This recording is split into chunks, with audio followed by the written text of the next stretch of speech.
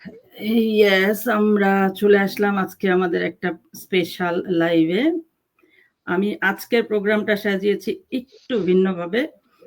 আমার সাথে আছেন বিউটিফুল আপুরা। আজকে সবাই আমরা জানি ইন্টারন্যাশনাল ওমেন্স ডে। দেখতে পাচ্ছি আমরা সবাই ওমেন্স ডে সিম্বল নিয়েই আছি। আমাদের আপুরা সবাই আমার মতো মনে হয় এক্সাইটেড। আজকে আমরা স্পেশাল লাইভে মোটামুটি একসাথে হতে পারলাম। রোজার দিন আমাদের দুপুর, আমার মনে হয় আপু, জয়নাব আপু এবং হাবিবা আপু একটু পিছনের দিকে টাইমে। আপু, সুরাইয়া আপু হচ্ছে সকাল। গুড মর্নিং সুরাইয়া আপু। গুড মর্নিং আসসালামু আলাইকুম সবাইকে। আমার প্রিয় দর্শক শ্রোতা যে যেখান থেকে এখন দেখছেন বা পরবর্তী টাইমে দেখবেন, সবাইকে শুভেচ্ছা জানিয়ে শুরু করলাম আমার আজকের special live, women's day live. Actually আমরা জানি আমাদের জাতীয় কবি, সাম্যের কবি, বিদ্রোহী কবি বলে গেছেন, বিশ্বের যা চির কল্যাণকর অর্ধেক করিয়াছে নারী, অর্ধেক তার নর। আমরা একজনকে ছাড়া আসলে আরেকজন পরিপূর্ণ না, বাট তবুও একটা দিনকে আমরা স্পেশালভাবে উদযাপন করার চেষ্টা করি। আজকে সেই দিন, ওমেন্স ডে। আমি আপুদেরকে জানাই সালাম। আসসালামু আলাইকুম আপুরা। ওয়ালাইকুম আসসালাম আপু। ওয়ালাইকুম আসসালাম আছেন আপু। সবাই? হ্যাপি এই তো ওমেন্স ডে। আলহামদুলিল্লাহ, সুপার এক্সাইটেড।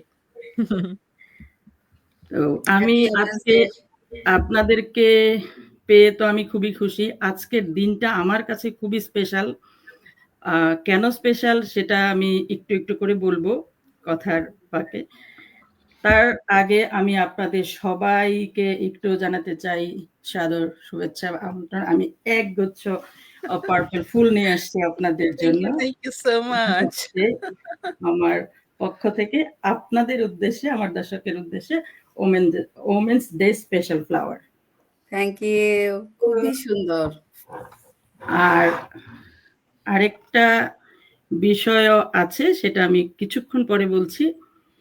আমি যাব আপুদের কাছে, আপুদের কাছ থেকে আজকে শুনবো আপুদের লাইভ এইখানে অনন্য হয়ে আসার পিছনের কারণগুলো কি। একে একে আমি যাব সবার কাছে। আমি কি আপুদের পরিচয়টা একটু করে জেনে তারপরে আসবো, নাকি আপুরা কি বলেন? জি, ঠিক আছে, তাহলে আমি এক এক করে যাচ্ছি আপুদের কাছে। আমি একটু আপুর কাছে যাব, জয়নাব আপুর কাছে। জয়নাব আপু আমাদের কোচ, সবাই চিনে। তারপরেও আমি আজকে নতুন করে আবার আপুর কাছ থেকে আপুর পরিচয়টা জানবো আমাদের যারা নতুন দেখছেন তাদের উদ্দেশ্যে। জয়নাব আপু। আসসালামু আলাইকুম রোকসানা আপু। এই স্পেশাল প্রোগ্রামটা অ্যারেঞ্জ করার জন্য আমি অনেক আপনার কাছে মানে এক্সাইটেড। আপনাকে থ্যাংক ইউ জানানোর আমার কোনো ওয়ার্ডস নেই, কারণ গত বছর আমি এরকম কিছু করি নাই, বাট দিস ইয়ার আপনাদের কারণে আজকে অনার্ডলি আমাকে এখানে ডাকছেন। Thank you so much. আমি জাইনাব খান, ক্যালিফোর্নিয়াতে আছি অলমোস্ট 19 ইয়ার্স ধরে। আমি একজন মম, 4 জন আমার কিডস, অ্যান্ড বর্তমানে আমি একজন কোচ অ্যান্ড ডিজিটাল বিজনেস ওনার। এতটুকু আমার পরিচয়। থ্যাংক ইউ আপু।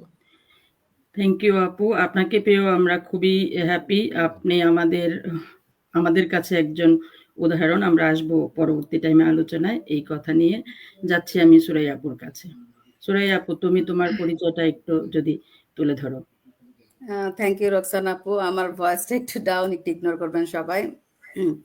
আমিও খুবই এক্সাইটেড আমাদের জয়নাব আপুর মতো, কারণ আমাদের এই বিজনেসের মানে এই লাইভ, স্পেশাল লাইভে যখন কথা বলতেছিল যে আমরা একই রকম কালারের ব্যানার বানাবো, তখন থেকেই আসলে এক্সাইটেড। আমরা গ্রুপ মিটিং করি, মানে প্রত্যেকটা জিনিসই খুবই ভালো লাগছে। আর আরো তো গল্প আমরা শুনবো। আমি অস্ট্রেলিয়া সিডনিতে আছি, সুরাইয়া ইয়াসমিন। আমার 2 ছেলে, এবং আমি এই বিজনেসটা স্টার্ট করি আজ থেকে 1.5 বছর আগে আমার ফুল টাইম জবের পাশাপাশি। কিন্তু আমার 15 মান্থের মধ্যে আমি আমার জব কুইট করে এই বিজনেসটা এখন ফুল টাইম করছি। আমার প্ল্যান বি এখন আলহামদুলিল্লাহ প্ল্যান এ। এটা নিয়ে অবশ্যই পরবর্তী পর্যায়ে বলবো। তো এখন আসলে আমি নিজেকে একজন উদ্যোক্তা বলতে আসলে পছন্দ করি, মানে যেটা কোনোদিন আমি স্বপ্নেও ভাবি নাই। যখন আমি নিজে বলি যে I am a proud digital business owner, feel very proud myself. Thank you. Thank you আপু। আসলে আমরা প্রত্যেকেই বলতে চাই, আমরা প্রত্যেকেই ডিজিটাল বিজনেসে এসে প্রাউড বিজনেস ওনার। আমার জায়গা থেকে তো আমি এটা অবশ্যই বলি। আমি যাব হাবিবা আপুর কাছে। হাবিবা আপু। আসসালামু আলাইকুম সবাইকে। রোকসানা আপু, স্পেশাল থ্যাঙ্কস আমাকে এই অপরচুনিটি দেওয়ার জন্য। Really honoured to be part of this amazing কি বলবো সুপার উইমেন এক স্ক্রিনে আসার জন্য। আমার ছোট পরিচয়, আমি টেক্সাস ইউএসএ থাকি। আমার 3টে মেয়ে, হাজব্যান্ডকে নিয়ে। আর আমি বিজনেস শুরু করার আগে আমি একটা ডক্টর ডিগ্রি কমপ্লিট করি, তারপর একটা ইউনিভার্সিটি পড়াইছি, but due to my family reasons আমি এই বিজনেসটা শুরু করি। সো এখন আমি নিজেকে খুব প্রাউডলি introduce করতে চাই as a very proud digital business woman entrepreneur. So আপু, এটাই আমার ছোট পরিচয়। থ্যাংক ইউ আপু। আমরা সবাই এখানে নারী উদ্যোক্তা। আমি যাচ্ছি আয়েশা আপুর কাছে। আয়েশা আপু। আসসালামু আলাইকুম সবাইকে। রোকসানা আপু, স্পেশাল থ্যাংক ইউ আপনি এত সুন্দর একটা অ্যারেঞ্জমেন্ট করার জন্য, and you know, to consider me to be one of the super women among all the super women, এটার জন্য আপনাকে স্পেশাল থ্যাংক ইউ। আমি আয়েশা রশিদ, আমি মন্ট্রিয়াল কানাডা থেকে। আমি কানাডা আসার কিছুদিনের মধ্যে, যা 6 মান্থের মধ্যে আমি বিজনেসটা স্টার্ট করি, এবং আমি এখন from stay at home mom I proud digital business owner, আলহামদুলিল্লাহ। Thank you. আমাদের সবার মুখের হাসি দেখে মনে হয় দর্শকরা বুঝতে পারছে যে আমরা সুপার উইমেন। এন্ড আমি মানে আমার বলা উচিত ছিল প্রথমেই যে আমরা নারী, আমরাই পারি। আমাদের হাসি দেখে আমাদের দর্শকরা অবশ্যই বুঝে নেবেন। ধন্যবাদ আয়েশা আপু। যাচ্ছি উইনি আপুর কাছে। উইনি আপুকে আমরা অনেক দিন পরে আমাদের মাঝে পেলাম। আমি তো খুবই হ্যাপি। উইনি আপু, আপনার পরিচয়টা। Thank you so much Roksana আপা, আমাকে আপনার আজকে স্পেশাল ওকেশনে ইনভাইট করবার জন্য। আমি হচ্ছে উইনিফ্রেড পেরেরা, কানাডার অটোয়াতে আছি। আমার 2 সন্তান, ছেলে এবং মেয়েকে নিয়ে, এবং আমার হাজবেন্ডকে নিয়ে আমরা কানাডাতে মুভ করেছি 11 বছর আগে। এই অচেনা দেশে আস্তে আস্তে নিজেদের মানে বসত গড়ে তুলেছি, এবং একটা ফুল টাইম জবের পাশাপাশি আমি 2 বছর ধরে এই বিজনেস রান করছি। এন্ড যেটা সবাই বলেছে, I too am a proud digital business owner. Thank you আপু, থ্যাংক ইউ। আমি এবার যাচ্ছি শেফা আপুর কাছে। শেফা আপু, তোমার আমি না বললে মনে হয় একটু মানে খারাপই হবে যে তুমি এত সুন্দর কাজ করেছো। তোমার আমাদের পিছনে যে ব্যানারটা, এটা তোমার বানানো। ধন্যবাদ তোমাকে। আমরা সবাই সুন্দর একটা ব্যানার দেখতে পাচ্ছি পিছনে, আমাদের সবার পিছনে আছে। তো তুমি যদি তোমার পরিচয়টা দিয়ে আসো, তাহলে আমরা বুঝতে পারবো এত সুন্দর ব্যানারটা কে বানালো। থ্যাংক ইউ রোকসানা আপু। প্রথমেই আপনাকে অনেক অনেক ধন্যবাদ এত গুণী মানুষদের সাথে আমার মতন মানে একেবারে সামান্য একটা মানুষকে অ্যাড করার জন্য। আমি এটার জন্য আপনার কাছে অত্যন্ত কৃতজ্ঞ। দেখেন, আমার পাশে উইনি আপু আছে, মানে আমি তো নিজেকে একদম হাওয়ায় ভাসছি এরকম মনে হচ্ছে, কারণ আমি উইনি আপুর খুব ফ্যান। যাই হোক, আমি আমার পরিচয়টা দিই। আমি শেফা আহমেদ, আমি ইউএসএ ফ্লোরিডাতে আছি। এখানে মুভ করার প্রায় 2 থেকে 3 মাসের মধ্যে আমি বিজনেসটাতে জয়েন করেছি। 1 বছর ধরে আমি বিজনেসটা প্রাউডলি রান করছি, এবং আমি বলতে পারি যে আমি স্টে অ্যাট হোম মম হওয়ার পাশাপাশি proud digital business owner. Thank you আপু। থ্যাংক ইউ আপু। আমি সব আপুদের পরিচয় জানলাম, দর্শকের উদ্দেশ্যে আপুরা পরিচয় দিলেন। আমি আমার পরিচয়টা একটু দিয়ে আসি। আমি রোকসানা রহমান সোহেলি, আমি ইউএসএ ফ্লোরিডাতে থাকি। 10-11 বছর চলতেছে। আমিও আপুদের মতো একজন ডিজিটাল বিজনেস ওনার। আমি এখানে ফুল টাইম জব করি, আমার 2 ছেলে এবং হাজবেন্ডের সাথে থাকি। ফুল টাইম জবের পাশাপাশি আমি এই বিজনেসটাতে জয়েন করেছি, এবং আমিও আপুদের মতোই বলছি, আমি প্রাউড ডিজিটাল বিজনেস ওনার। যাই হোক, আজকে আমাদের আলোচনা শুধু আমরা বিজনেস নিয়ে কথা বলছি না, সবসময় আমরা যখন বিজনেস লাইভে আসি বিজনেস নিয়েই কথা বলি। এই যে আজকে যে আমরা বিজনেসে আসলাম, আমরা এখানে 7 জন আপু আছি। 7 জন আপুই আমরা উদ্যোক্তা। এখানে আসার পিছনে নিশ্চয়ই আমাদেরকে কেউ ইন্সপায়ার করেছে। আমরা কাউকে দেখে কিংবা কিছু মনে করে কোনো একটা স্ট্রাগল পার হয়ে আজকের জায়গায় আমরা পৌঁছেছি। তো আমরা আজকে এইটা নিয়েই গল্প শুনবো প্রত্যেকটা আপুর কাছ থেকে ইন্ডিভিজুয়ালি। সবার কিছুটা হয়তো মিল আছে আমাদের একজনের সাথে আরেকজনের, বা আমরা যেহেতু ইন্ডিভিজুয়াল একজন মানুষ, প্রত্যেকটা মানুষই আলাদা। তো আমি আপুদের কাছ থেকে শুনতে চাইবো আজকে আপুদের আজকের এই জায়গায় এসে পৌঁছানোর পিছনের গল্পটা। আমি যেতে চাই একটু জয়নাব আপুর কাছে। জয়নাব আপু আমাদের এই বিজনেসের একজন কোচ, নলেজেবল পারসন অফকোর্স। আমি যাব জয়নাব আপুর কাছে। জয়নাব আপু, আপনার কাছে আমার ঠিক প্রশ্ন না, জানতে চাওয়া আমার একার না, এটা আমার দর্শকের উদ্দেশ্যেও, যে আপনি আজকের জয়নাব খান ডিজিটাল বিজনেসের একজন কোচ, এই পর্যন্ত পৌঁছানোর আপনি হয়তো সবটা মানে সময়ের জন্য বলতে পারবেন না, যতটুকু আপনার বলার মধ্যে আসে আমি একটু শুনতে চাই আপনার এই গল্পটা। জয়নাব আপু। থ্যাংক ইউ সো মাচ আপু আমাকে ফ্লোর দেওয়ার জন্য। আর again it's an honor এতগুলো আপুর সাথে বসা এবং বিভিন্ন কান্ট্রিজ থেকে, such a blessing and honor.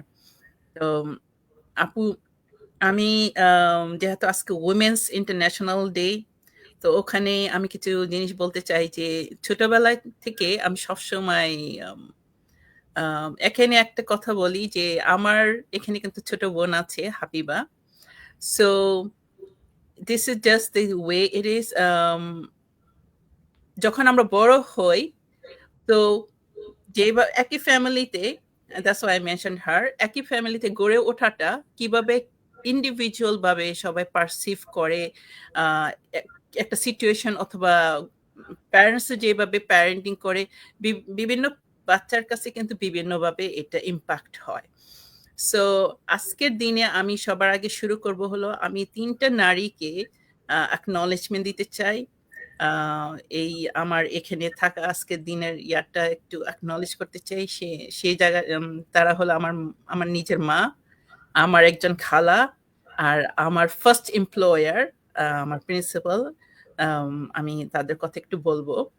তো ছোটবেলা থেকে আমার মম একদম একটা সাধারণ, একদম মাটি মানুষ, খুব সিম্পল, খুব সাদা সিধা একজন মানুষ, আর খুবই সফট হার্টেড। এবং উনি কখনো কেউ সাথে আর্গিউ করে না। উনি কখনো মানে কোনো কেউ যদি কিছু বলে তাকে যে এটা এইভাবে করো, সে কিছু বলবে না। কিন্তু একটা জিনিস আমি লক্ষ্য করছি আম্মাকে, যে সে নিজেরটা, সে যেটা রাইট মনে করে সে সেটাই করে, but she doesn't have to explain that to you. So আর সে খুব পেশেন্ট। তো এই পেশেন্ট জিনিসটা আমার মনে হয় যে আমার ভিতর আসছে। কিন্তু আমার মা যেভাবে আমাদেরকে বড় করাইছে, যেভাবে আমাদের মারা বড় করতো, একটা ইম্প্যাক্ট ছিল যে মেয়েরা সবকিছু করতে হবে ঘরের, এবং আশেপাশ থেকে এই জিনিসটা আসতো যে আম্মা কমপ্লিটলি হাউস ওয়াইফ, কারণ আমরা ছিলাম 9 জন বাচ্চা কাচ্চা। এই জিনিসটা আমাকে কাইন্ড অফ হতো যে my destiny will be just a house wife. এই জিনিসটা আমার পছন্দ হতো না। মানে আমি এটাকে কেন জানি পছন্দ করতাম না। আরো ছোটবেলা থেকে ইনফ্লুয়েন্স হওয়াতে আমি নিজেকে দেখতাম যে আমি একজন পাবলিক স্পিকার হব, একজন টিচার হব। সো আলহামদুলিল্লাহ আস্তে আস্তে টিচার হতে পারছি, পাবলিক স্পিকার হতে পারি নাই। সো আমার মা আমাদেরকে যেভাবে করছে, মানে কিছু জিনিস, স্ট্রেংথ, পেশেন্স, এগুলো আমি আমার মার থেকে অনেক স্ট্রংলি শিখছি। মানে আমি আজ পর্যন্ত আমি দেখি নাই আমার মার থেকে কেউ পেশেন্স বেশি। সো ওই জিনিসটা দেখা গেছে যে আমার যখনই পেশেন্স দরকার, আমি সবসময় আমার মার থেকে স্ট্রেংথ পাই। আমি এই জিনিসটা আজকে বলতে চাই। দ্বিতীয়ত আমার খালার কথা বলবো।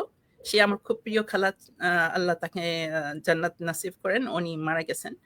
তো ওই খালা ছোট থেকেই সে মানে খুব পায়েস একটা লেডি ছিল, খুব তাহাজ্জুদ পড়তেন, খুব নামাজি, খুব দিনদার, পর্দানিশী। আবার সে the best cook as far as I know. আবার সে তার ঘর খুব সুন্দর করে সাজিয়ে রাখে সবকিছুই। কিন্তু তার ভিতরে একটা আইডেন্টিটি ছিল যে আমি একটা আইডেন্টিটি চাই। মানে আমি মেয়ে হয়েছি তাই কি হয়েছে, আমার একটা আইডেন্টি দরকার। অ্যান্ড আমার খালাকে আমি দেখতাম খুবই এটা নিয়ে খুবই স্ট্রাগল করতো। ওখান থেকে আমাকেও কাইন্ড অফ ইম্প্যাক্ট করছে যে I need to have an identity. আমি এই জন্য তাদের ইনফ্লুয়েন্সটা আমার লাইফের কথাগুলো একটু শেয়ার করতে চাই। সো আমার এই খালা আমার জন্য আরো একটা বড় একটা জায়গা তৈরি করছে যে I must have my own identity. এবং আমার ওই খালা তার প্রতিটা মেয়ে, তার তিনটা মেয়ের মধ্যে একজন মারা গেছেন, 2টা মেয়েকে সেইভাবেই গড়ায় তুলছে যে তারা সংসার করতেছে কিন্তু দে আর স্টিল ওয়ার্কিং।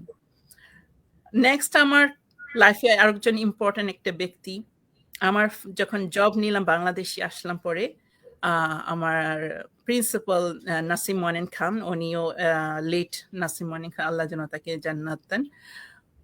ওনার লিডারশিপ স্কিলটা, লিডারশিপ, সে যে তার স্কুলটাকে যেভাবে রান করতো, খুব ঠান্ডা একটা মহিলা। she will not argue with you, she will not খুব ঠান্ডা ভাবে সে একটা কথা চিন্তা ভাবনা করে কথাগুলো, এই ওনার লিডারশিপটা আমাকে খুব ইম্প্যাক্ট করছে। আমি যখন তাকে দেখছি, আমি তার আমার বিজনেস কাজের সময় আমি তার কাছাকাছি থাকার চেষ্টা করছি যে to learn to get those qualities in me. এবং লেটার অন আমি আরেকটা জবে যখন ঢুকলাম তখন আমাকে অ্যাসিস্ট্যান্ট প্রিন্সিপাল দেওয়া হয়েছিল। তখন আমি দেখছি যে আমি ওই নাসরিন ম্যাডামের মতো অনেক কিছু করার চেষ্টা করতেছি। I am trying to be those leadership qualities নিতে চাচ্ছি। Till today I still remember her as one of the people that influenced me. Now so far আমার বাংলাদেশে আসলাম, আসার পরে বিয়ে শাদী হলাম, এখানে আসলাম। এখানে আসার পরও আমি চেষ্টা করতেছি একজন কিছু হব। আমি সবসময় নিজেকে দেখছি যে আমি বেস্ট ওয়াইফ হতে চাই, আমি বেস্ট মম হতে চাই। অ্যাট দি সেম টাইম আমার জন্য একটা ক্যারিয়ার থাকে, মানে একটা আইডেন্টিটি থাকে। So I want be best in everything. এই জায়গাটা পারহাপস আমাদেরকে যেভাবে গড়ে তোলা হয়েছে সেই কারণেই হয়েছে যে আমরা মেয়েরা we must be best in everything. এখন যেমন আমার আস্তে আস্তে এই জিনিসটা হয়েছে জন্য we don't have to be best in everything, we don't have to be everywhere. কোথাও একটা জায়গায় নিজেকে রিয়েলাইজ করা, নিজেকে আবিষ্কার করা, টুডে আমি মনে করি সেই জিনিসটা আমার কাছে সবচেয়ে বড় একটা ব্যাপার। So I really don't have to be the best cook, I don't have to be the best housekeeper, I don't have to be the best প্রতিটা ফিল্ডে আমাদের মেয়েদের একটা প্রেশার থাকে যে ইউ হ্যাভ টু বি, তুমি মা তোমার দায়িত্ব, তুমি বউ তোমার দায়িত্ব, তুমি মেয়ে তোমার দায়িত্ব। এই যে কথাগুলো আমাদের সারাক্ষণ চলে, এই জিনিসটা আমি এইগুলোর থেকে আমি এখন আলহামদুলিল্লাহ ওয়াক অ্যাওয়ে করে নিজেকে চিনার চেষ্টা করছি, নিজেকে নিজেই আবিষ্কার করার চেষ্টা করছি। তুমি আজকে উমেন্স ডেতে is the best thing for me. আলহামদুলিল্লাহ আমার অনেক স্ট্রাগল গেছে বিজনেসটা, যেমন যেভাবে আমি বিজনেসে আসছি সেটা আমার একটা সাকসেস, কারণ বিজনেসে আসাটা ইজি ছিল না, বাট আমি কিন্তু ওভারকাম করে, কারণ আমার ওই ভিতরে ছিল যে আমি have to be something, I have to also like আমার নিজের জন্য আমি have to be something। কারণ আমি যদি আমার ডিপ ইনসাইড নিয়ে আমি যদি সেই ব্যক্তি না হই যাকে আমি নিজেই রেসপেক্ট করি না, আমাকে কিন্তু অন্যরা রেসপেক্ট করবে না। সো সেই জন্য সবচেয়ে বেশি হলো I wanted something for myself. So আমি আলহামদুলিল্লাহ এই বিজনেস আসতে পারছি। বিজনেসে খালি আসতে পারি না, এই বিজনেসে আসার পরে আমি অনেক কিছু শিখছি। বর্তমানে আমি একজন কোচ হয়েছি না, ওই জায়গাটা আমি আসি, কোচ হওয়ার আগে পড়াশোনা করতে হয়, just like any other thing. একটা আমাদের এক্সাম দিতে হয়, আমাদের পড়াশোনা করতে হয়। আমি এই জায়গাটা একটু ভয় পাইতেছিলাম, কারণ আমার 21 বছর হয়ে গেছে। আমি গ্রাজুয়েট করছি অলমোস্ট 2000-এ। সো 25 ইয়ার্স আমি বইয়ের সাথে নাই, আমি পড়াশোনার সাথে যুক্ত না। সো আমি একটা বড় একটা ভয় ছিলাম যে আমি কিভাবে এই জায়গাটা করব, পড়াশোনা কিভাবে করব, আমার কি ব্রেনে সেইগুলা অবজার্ভ করার ক্ষমতা আছে। তো 25 ইয়ার্স পরে আমি পড়াশোনা করে আমার ভিতরে এই গর্ব হয়েছে যে I am still there in full force. আমার কাছে মনে হয় today being a coach is my biggest success. So আশা করি I don't know কি বললাম আবুল তাহম, এইটাই ছিল আমার গল্প আপু আজকে। থ্যাংক ইউ সো মাচ আপু। ধন্যবাদ আপু, আপনি চেষ্টা করছেন আপনার কথাগুলো বলার, আমরা শুনছিলাম। আপনার কথার পিছনে আমি আবারও বলতেই পারি যে আমরা নারী, আমাদেরকে যদিও ছোট করে অনেক সময় বলা হয় যে মেয়েরা দুর্বল চিত্তের মানুষ, মেয়েরা দুর্বল, মেয়েরা এটা পারবে না ওটা পারবে না, ওই কথা বোধহয় এখন আর চলে না। আপনাকে দেখে আমি সেটা আবারও বলছি, আমরা নারী, বাট আমরাই পারি। ধন্যবাদ জয়নাব আপু, শুনছিলাম মুগ্ধ হয়ে। আমি চলে যাব সুরাইয়া আপুর কাছে। সুরাইয়া আপু বাংলাদেশ থেকে এসেছেন, আই বিলিভ 18 ইয়ার্স। আপু আমাদের business coach too, digital business একজন উজ্জ্বল নক্ষত্র। সুরাইয়া আপু আমাদের সাথেই আমাদের বিজনেসের একজন উজ্জ্বল নক্ষত্র। বাট বিজনেস ছাড়া আপু তুমি যদি জয়নাব আপু যেমনটা বললেন যে তোমার আজকের এই জায়গায় আসার পিছনে কার অবদান, বা তুমি কি, তোমার কেন মনে হলো যে আমাকে একজন নারী উদ্যোক্তা হতে হবে, আমার নিজের একটা আইডেন্টিটি তৈরি করতে হবে, আমি আমার জায়গায় দাঁড়াবো, আমার পরিচয়, তুমি যদি একটু শেয়ার করো আমাদের সাথে। থ্যাংক ইউ রোকসানা আপু। জয়নাব আপু যখন বলছিল আর কি ওনার মার কথা, আমি একদম ভাবতেছিলাম কি উনি কি ওনার মার কথা বলছে নাকি আমার মার কথা বলছে। আমার মা একদম আপু যেভাবে বললেন যে খুবই খুবই সহজ সরল একজন মানুষ। আমি আমার মার কাছ থেকে কোনোদিনও কাউকে নিয়ে কোনো নেগেটিভ কথা বলেন না। 100% যদি আমার মাকে কেউ দোষ তারপর আমার মাকে বলতো, আমার মা চুপ করে শুনতো। এবং এইটাই আমি সারা জীবন আমার মার কাছ থেকে দেখেছি। এবং সবসময় ভাবতাম যে আমার মার সবকিছুই আমার ভালো লাগছে, কিন্তু মা যে প্রতিবাদ করে না, এটা আমি ভাবতাম যে না, এই জায়গাটা তো কারেকশন করা উচিত। কিন্তু মা আবার যেটা করতো সেটা হচ্ছে মার যেই চিন্তা ভাবনা যেটা সঠিক মনে হতো ওইটাই করতো, কিন্তু উনি কোনোদিনও কারো ক্ষেত্রে, ইভেন আমার বাবার ক্ষেত্রেও সে কোনোদিন করতো না। কিন্তু যখন আস্তে আস্তে বড় হলাম তখন দেখলাম যে আসলে না, সব ক্ষেত্রে আসলে প্রতিবাদ করাটাই আসলে বুদ্ধিমানের মতো কাজ না। কারণ চুপ করে শুনে সে কিন্তু তার কথাটাই পরিচালিত হতো না, সে তার বুদ্ধিতেই সবসময় চলতো। কিন্তু আমার মা এবং বাবা দুজনের কথাই আমি বলবো, আমরা 3 ভাই 3 বোন, কিন্তু এভাবে আমি বড় হয়েছি। আমার বাবা সবসময় আমাদের সময়টা, এখনকার সময় ছেলে মেয়ে সমানভাবে প্যারেন্টসরা দেখে, কিন্তু আমরা যেই সময়টাতে আসলে বড় হয়েছি তখন আমাদের ভাইদের অনেক বেশি প্রায়োরিটি দেওয়া হতো। কিন্তু আমি 8-10টা ফ্যামিলি থেকে আমাদের ফ্যামিলিটা ডিফারেন্ট দেখতাম।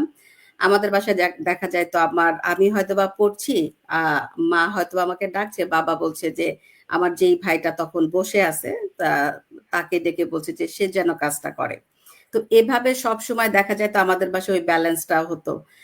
আগের দিন এরকম হতো যে বাসায় যখন ভালো রান্না করা হতো, আমার এটাও মনে আছে যে মানে চিকেনের যে ডোমেস্টিক, এটা খুবই ছোটবেলা সবারই পছন্দ থাকে। আমাদের বাসায় সবসময় রোটেশন হতো, মানে আজকে ছেলে পাবে আজকে মেয়ে পাবে, এরকম সবাই আর কি। তো বাবা মা এরকম একটা বাসার মধ্যে আমাদেরকে ফিল করাতো যে তুমি ছেলে, তুমি যে বেশি প্রায়োরিটি পাবা তা না, মানে ভাই বোন সমান। তো ভাইরা একটু আশাহত হতো, কারণ তাদের ফ্রেন্ডদেরকে দেখতে অনেক বেশি প্রায়োরিটি দিচ্ছে, কিন্তু বাসায় সেটা তারা পাচ্ছে না।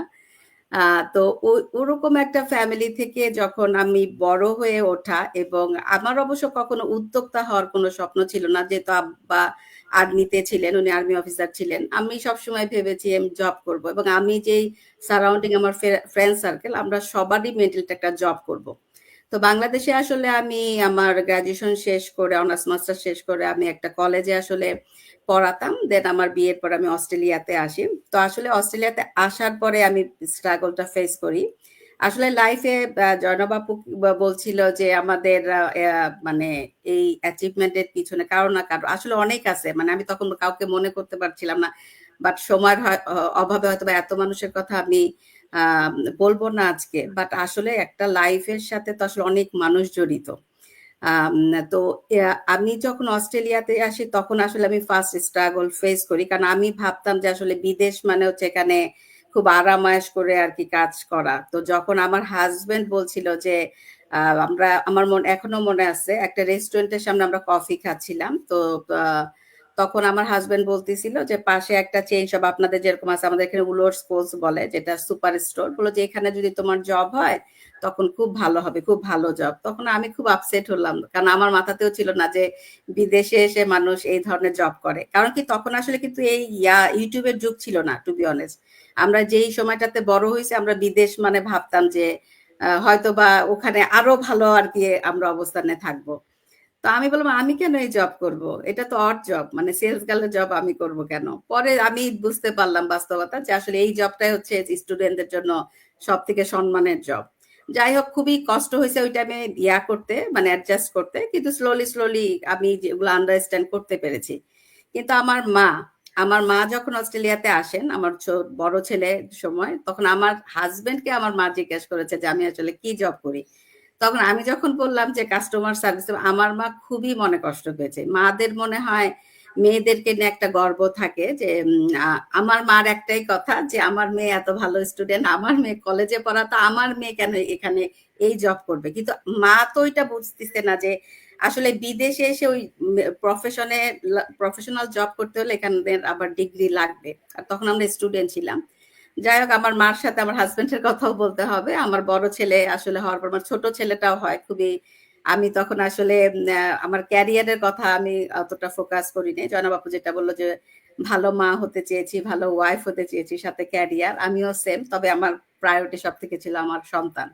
তো তখন আসলে আমার মার কথা আমি ভুলে গেছি। কিন্তু আমার ছোট ছেলে হওয়ার পরে 1 বছর হওয়ার পর আমার হাজবেন্ডই আসলে আমাকে বলে যে তোমার আম্মু বলে গেছে তো তুমি কিছু শুরু করো স্টাডি। তো আমার হাজবেন্ড, আমি একটু সিরিয়াস আসলে, যে কোনো কিছু খুবই অর্গানাইজ হতে করতে পছন্দ করি, কিন্তু আমার হাজবেন্ডকে আমি বললাম যে আমার পক্ষে সম্ভব না। তখন আমার হাজবেন্ড প্রমিস করলো যে আমি ডিশেস ক্লিন করব, আমি রান্না করব, আমি বাচ্চা পালবো, তুমি জাস্ট স্টার্ট করো, ঠিক আছে। তো আমার হাজবেন্ড আসলে 100% আমাকে সাপোর্ট দিয়েছে।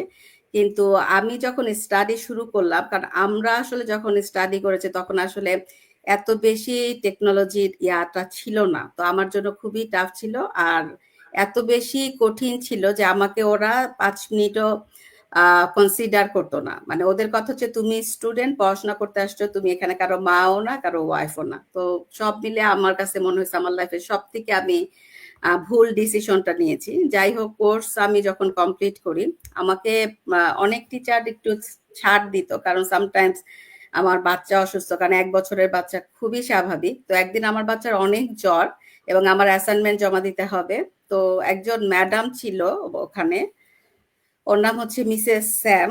তো ও আমাকে বলছিল যে আমি ওকে ফোন করে বললাম আমার বাচ্চাটা অনেক অসুস্থ এবং আমার ল্যাপটপটা কাজ করতেছে না, আমি আজকে না দিয়ে কালকে তোমারটা আমি করে দিব। ও বলছে যে you have two today.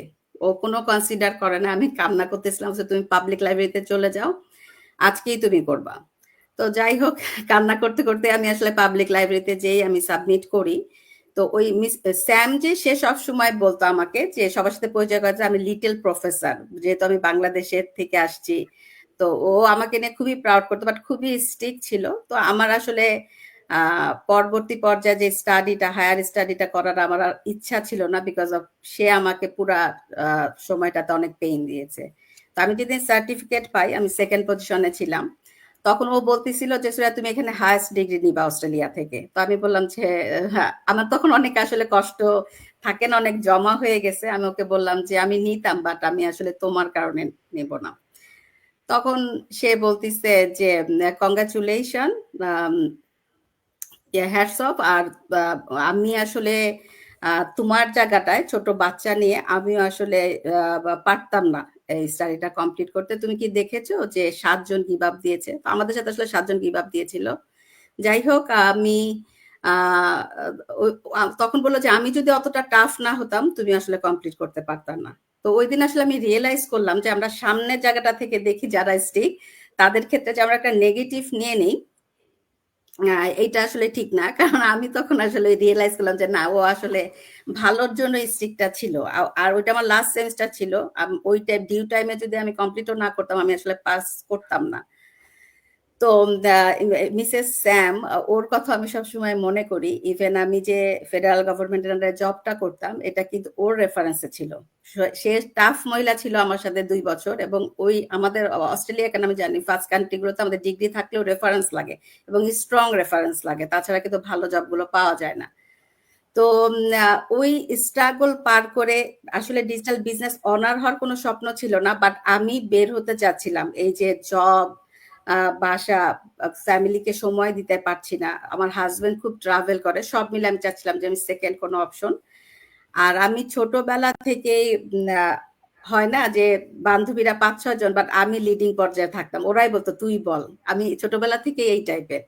Even যখন এই বিজনেসের ইয়াটা দেখলাম যে এখানে মেন্টরিং করা যাবে, মেন্টর একটা টিচারের মতো, তো আমার কাছে মনে হচ্ছে এটা খুব সহজ। ডে 1 থেকে আমার কাছে লাগছে যে এটা আমি পারবো, এটা তো আমার মধ্যে আছেই। তো সব মিলে আসলে কথা বলে আরো 1 ঘন্টা কথা বলা যাবে, 5 মিনিট আসলে কভার করতে পারলাম না রোকসানা আপু। আসলে হয় না, মানে অনেক কিছু আসলে চলে আসে। তো যেটা আমাদের এখানে ব্যানারে যে নারীরাই পারে, আসলে এটাই ঠিক। যদি কারো জয়নাবাপুরও একটু অবদান আছে। আমি যখন এই বিজনেস স্টার্ট করি, তখন আমি একদিন দেখলাম যে আমাদের এখানে একটা গ্রুপ আছে, বাংলাদেশি গ্রুপ, উনি একটা চেক ওপেনিং করছেন, অনেক নার্ভাস। তো তখন আমি ভাবতেছিলাম আচ্ছা আপু করতেছে, তার মানে কোনো একটা জায়গা থেকে আমি কনফিডেন্ট হলাম, তাহলে তো আমি করতে পারবো। নর্মাল ওনার ফার্স্ট চেক ওপেনিং ছিল, মানে ইনকাম এরিয়াটা। তো ওইটা আমি যখন আপুর সাথে শেয়ার করতেছিলাম, বা হাবিব আপুর সাথে আমি শেয়ার করছিলাম যে আপু আমি এটা দেখেছি, এবং আমি ওইটা দেখেও কিন্তু আমি খুবই অনুপ্রাণিত হয়েছি। তো আসলে আমাদের যে স্টোরি, এক একজনের স্টোরি এক এক রকম, কিন্তু স্ট্রাগল, যেটা আয়েশা বলছিল যে আমি কোনোদিন স্ট্রাগলকে স্ট্রাগল মনে করি না, সেম আমি কখনো স্ট্রাগলকে স্ট্রাগল মনে করি না। আমি মনে করি স্ট্রাগল আসছে, এটা আমাকে করতে হবে, আমি যতটুকু পারি আমি বেস্ট।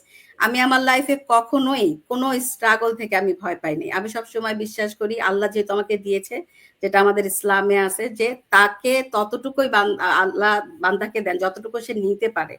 তো আমি কখনোই আমার লাইফে কোনো স্ট্রাগলকেই আমি স্ট্রাগল মনে করি না। আমি সবসময় ট্রাই করছি আমার জায়গা থেকে আমি বেস্ট করতে। তো যাই হোক, আরো আপুরা বলবে। সরি রোকসানা আপু, অনেক টাইম নিয়ে নিলাম। তো আলহামদুলিল্লাহ এই বিজনেস আপু যেটা বললো যে কোচ হওয়াটা, এটা আমি অনেক বড় অ্যাচিভমেন্ট মনে করি। আমাদের এখানে 5th মাইলস্টোন যখন আমরা অ্যাচিভ করি, এটা তখন অ্যাপ্লাই করা যায় এবং পড়াশোনা করতে হয়। এবং আমার মনে আছে আমি 4th মাইলস্টোনের সাকসেস স্টোরিতে আমাদের তানভীর ভাইয়ের, আমাদের কোচের মিটিং এ আমি বলছিলাম আমি ওই দিনের স্বপ্ন দেখি যেদিন আমি কোচের জন্য অ্যাপ্লাই করবো। আমি কিন্তু 5th মাইলস্টোনের থেকে আমার হচ্ছে কোচ হইতে হবে। এই যে স্বপ্ন, মানুষের স্বপ্ন মানুষকে যে কোথায় নিয়ে যেতে পারে, এটা আসলে আমরা নিজেরাও জানি না। আমি যেদিন 5th মাইলস্টোন অ্যাচিভ করি আপুরা, সেম ডেতে আমি কিন্তু কোচের জন্য অ্যাপ্লাই করি। আমার হাজবেন্ড বলে এই বিজনেসে আসার পরে আমি একটা মিনিট নাম একটা সেকেন্ড ওয়েস্ট করি নাই। আলহামদুলিল্লাহ, আমি এটাকে অনেক বড় অ্যাচিভমেন্ট মনে করি যে আল্লাহ তাআলা এত কম সময়ের মধ্যে আমি জব রিপ্লেস করতে পেরেছি। অনলি 8 মান্থের মধ্যে আমি কোচ হয়েছি। আমি আজকের এই যে স্ট্রাগল, যে কিন্তু সবকিছু ভুলে যায় যখন আমরা আসলে সেই স্বপ্নটার কাছে পৌঁছায় যায়। আলহামদুলিল্লাহ। থ্যাংক ইউ আপুরা, থ্যাংক ইউ রোকসানা আপু। ধন্যবাদ আপু। আমরা এখানে যারা আছি তারা না, শুধু প্রত্যেকের জীবনেই মানে কিছু না কিছু স্ট্রাগল থাকে। স্ট্রাগলের পরে যখন আমরা একটা পর্যায়ে পৌঁছানোর মতো সাহস করি এবং পৌঁছে যাই, তখন আমরা মনে করি যে চাইলেই আমরা করতে পারি। আমরা আমাদের চাওয়াটাই হচ্ছে আগে, যদি আমরা চাই তাহলেই করতে পারি। যেমন তুমি চেয়েছো এবং আলহামদুলিল্লাহ তুমি একটা সুন্দর পর্যায়ে পৌঁছে গেছো, সুন্দর একটা জায়গায় এখন আছো। আলহামদুলিল্লাহ, ধন্যবাদ তোমাকে। তোমার কিছুটা হলেও আমরা জানতে পারলাম বা জানলাম আর কি। আমি যাব হাবিবা আপুর কাছে। আমি জানি হাবিবা আপু, আমি না শুধু, এখানে আমরা যারা আছি সবাই আমরা জানি যে হাবিবা আপু এবং জয়নাব আপু ওন সিস্টার। কিন্তু তারপরেও আমার ধারণা যে হাবিবা আপুর যেই স্ট্রাগলটা ছিল, কিংবা হাবিবা আপুর পিছনে যারা ইন্সপায়ার হিসেবে কাজ করেছিলেন, হয়তো আপনার একটু ভিন্ন। আপনার কাছ থেকে যদি একটু কিছু শুনি আপু। Thank you so much Roxana আপু আমাকে ফ্লোরটা দেওয়ার জন্য। ইয়েস আপু, ইউ আর রাইট।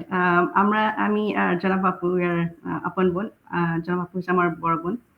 তো আমরা এটা ঠিক, আপু অনেক কিছু আমার মা, আমি শুরু করি আমার মাকে দিয়ে। আমার মার সম্বন্ধে যা বলছে একদম 100% কারেক্ট। কিন্তু আমার যেটা কাজ করছে, আমার মা হচ্ছে একটা খুবই মাটির মানুষ, একদম ডাউন টু আর্থ। অ্যান্ড উনি সবসময় এটা বলতো যে নারীরা ঘরে থাকবে, মেয়েরা ঘরে থাকবে আর ছেলেরা বাইরে কাজ করবে। এটা আবার আমার জন্য অপোজিট রিয়াক্ট হইতো যে কেন কেন মেয়েদের বাসা থাকতে হবে আর শুধু ছেলেরা বাইরে যায় কাজ করবে।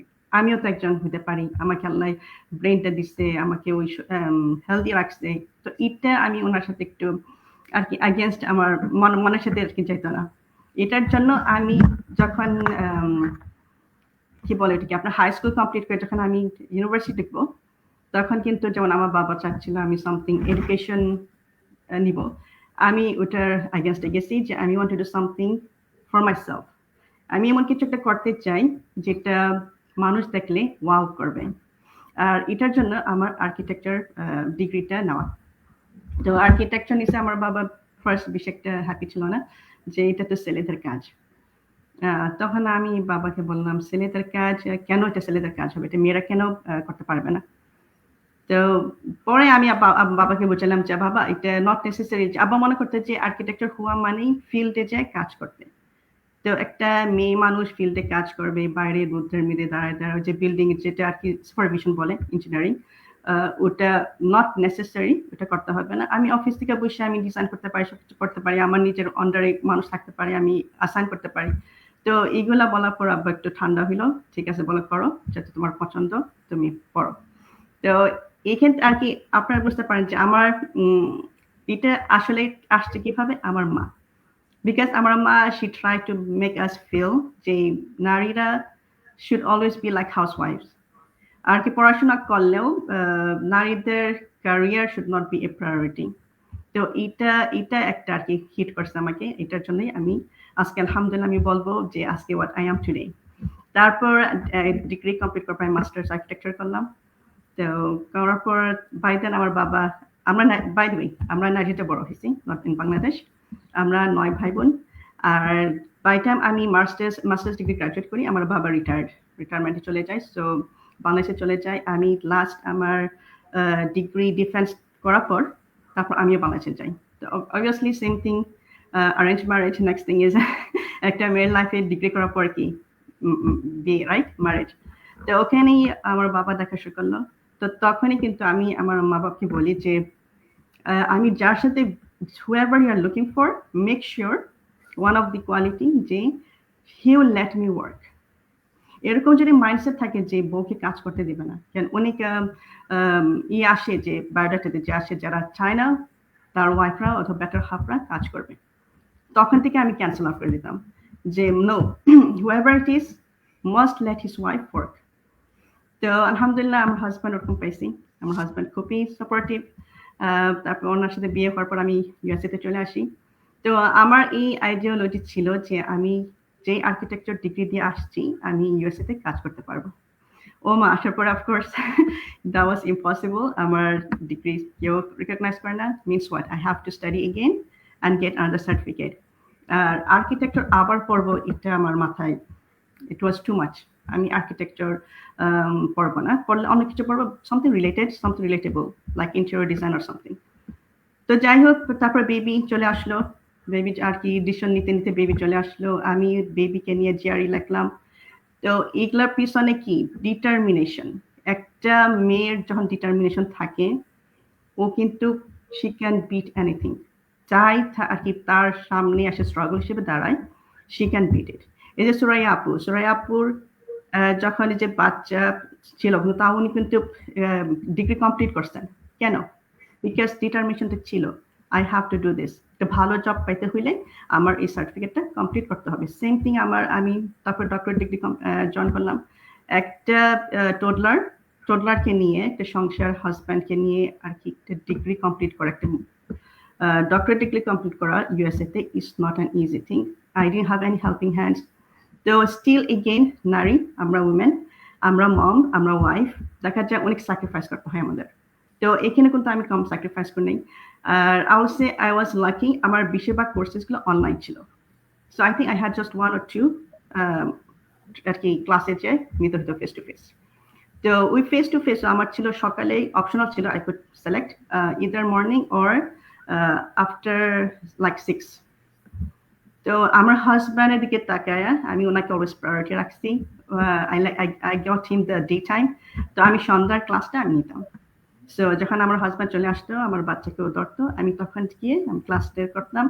আর on top of it I had something like GA, graduate assistantship. তো গ্রাজুয়েট অ্যাসিস্ট্যান্টশিপ আপনার মিনিমাম 20 hours উইকলি দিতে হয়। ওগুলাও কিন্তু আর আমি বিকাল সন্ধ্যা রাখছি। সামথিং লাইক আমার হাজব্যান্ড ও নিজে, ওকে আমি বলি নাই, আমার হাজব্যান্ড তখন স্টুডেন্ট। সো আমরা বোথ স্টুডেন্ট। আমার হাজব্যান্ড পিএইচডি আগে শুরু করছে, আমি পরে শুরু করি, এতটুকু ডিফারেন্স। তো যাতে ওই অলরেডি অ্যাডভান্স চলে গেছে, আর ডিসার্টেশন লেখা শুরু হয়ে গেছে, রিসার্চ শুরু হয়ে গেছে, তো ওখানে আপনার কিন্তু গ্যাপ দিলে ক্ষতি হয়। সেজন্য আমি অলওয়েজ ওকে প্রায়োরিটি রাখছি। তো ও আর ওর অ্যাডভাইসার, যে অ্যাডভাইসার ছিল, খুবই স্ট্রিক্ট ছিলেন।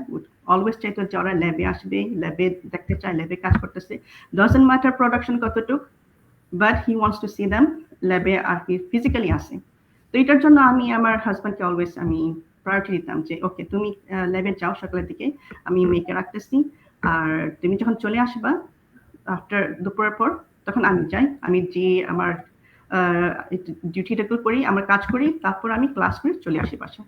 তো এইভাবে স্ট্রাগল করে কিন্তু আমি এটা করছি। আমি এখানে বলবো, এখানে আমার শুধু মম না, আমার হাজব্যান্ড, হি ওয়াজ এ সাপোর্ট, হি রিল, আমি বলবো আমার একটা helping support, a real support for me to be able to complete my doctorate degree.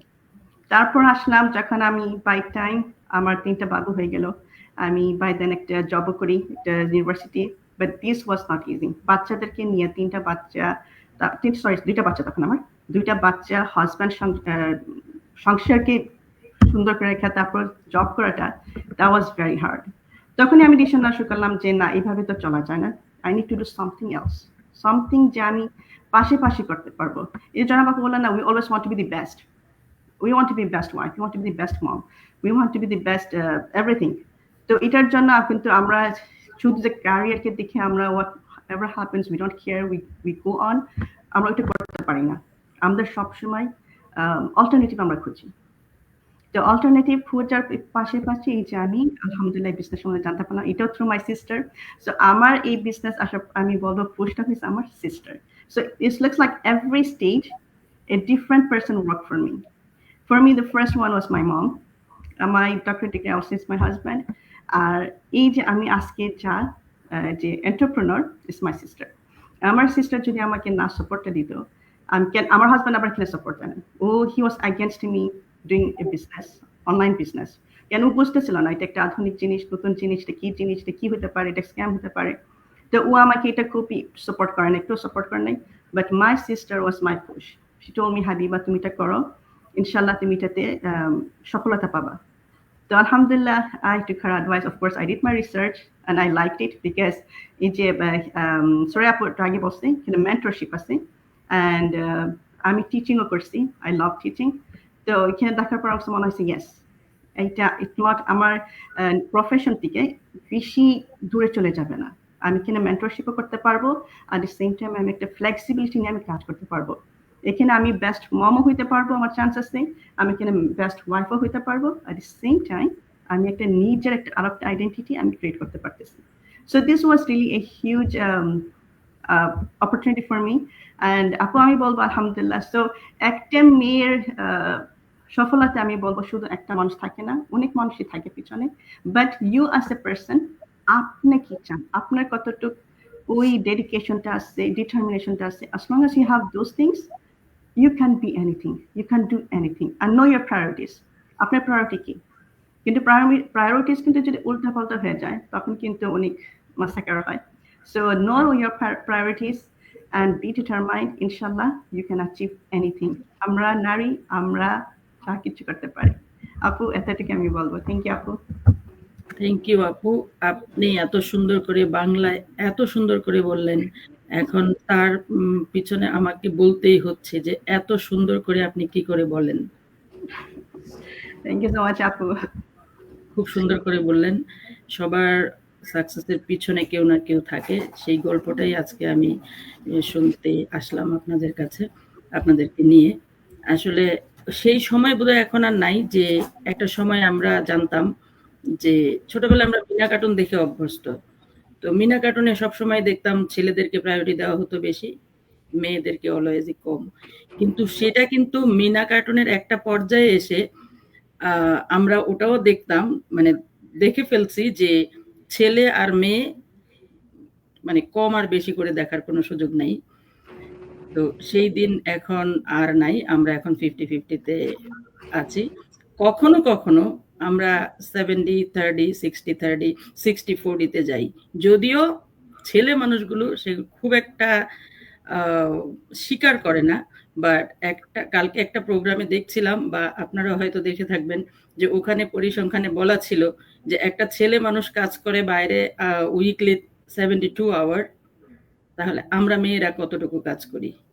আমরা মেয়েরা কাজ করি 128 আওয়ার সেম উইক। আমরা মেয়ে মানুষ, আমরা পারি। আমি যাচ্ছি অন্য একটা আপুর কাছে, যাব আয়েশা আপুর কাছে। আয়েশা আপু। থ্যাংক ইউ সো মাচ আপু আমাকে ফ্লোর দেওয়ার জন্য। অ্যাকচুয়ালি আমি নিজেকে স্পেশাল ডেতে আমি আসলেই নিজেকে অনেক স্পেশাল মনে করছি, because as a women I feel like, not I feel like, I am a proud woman as a mom, as a wife, as a business owner. Business ওনারটা আমার কখনোই আমার প্ল্যানের মধ্যে ছিল না, ইট জাস্ট হয়ে গেছে।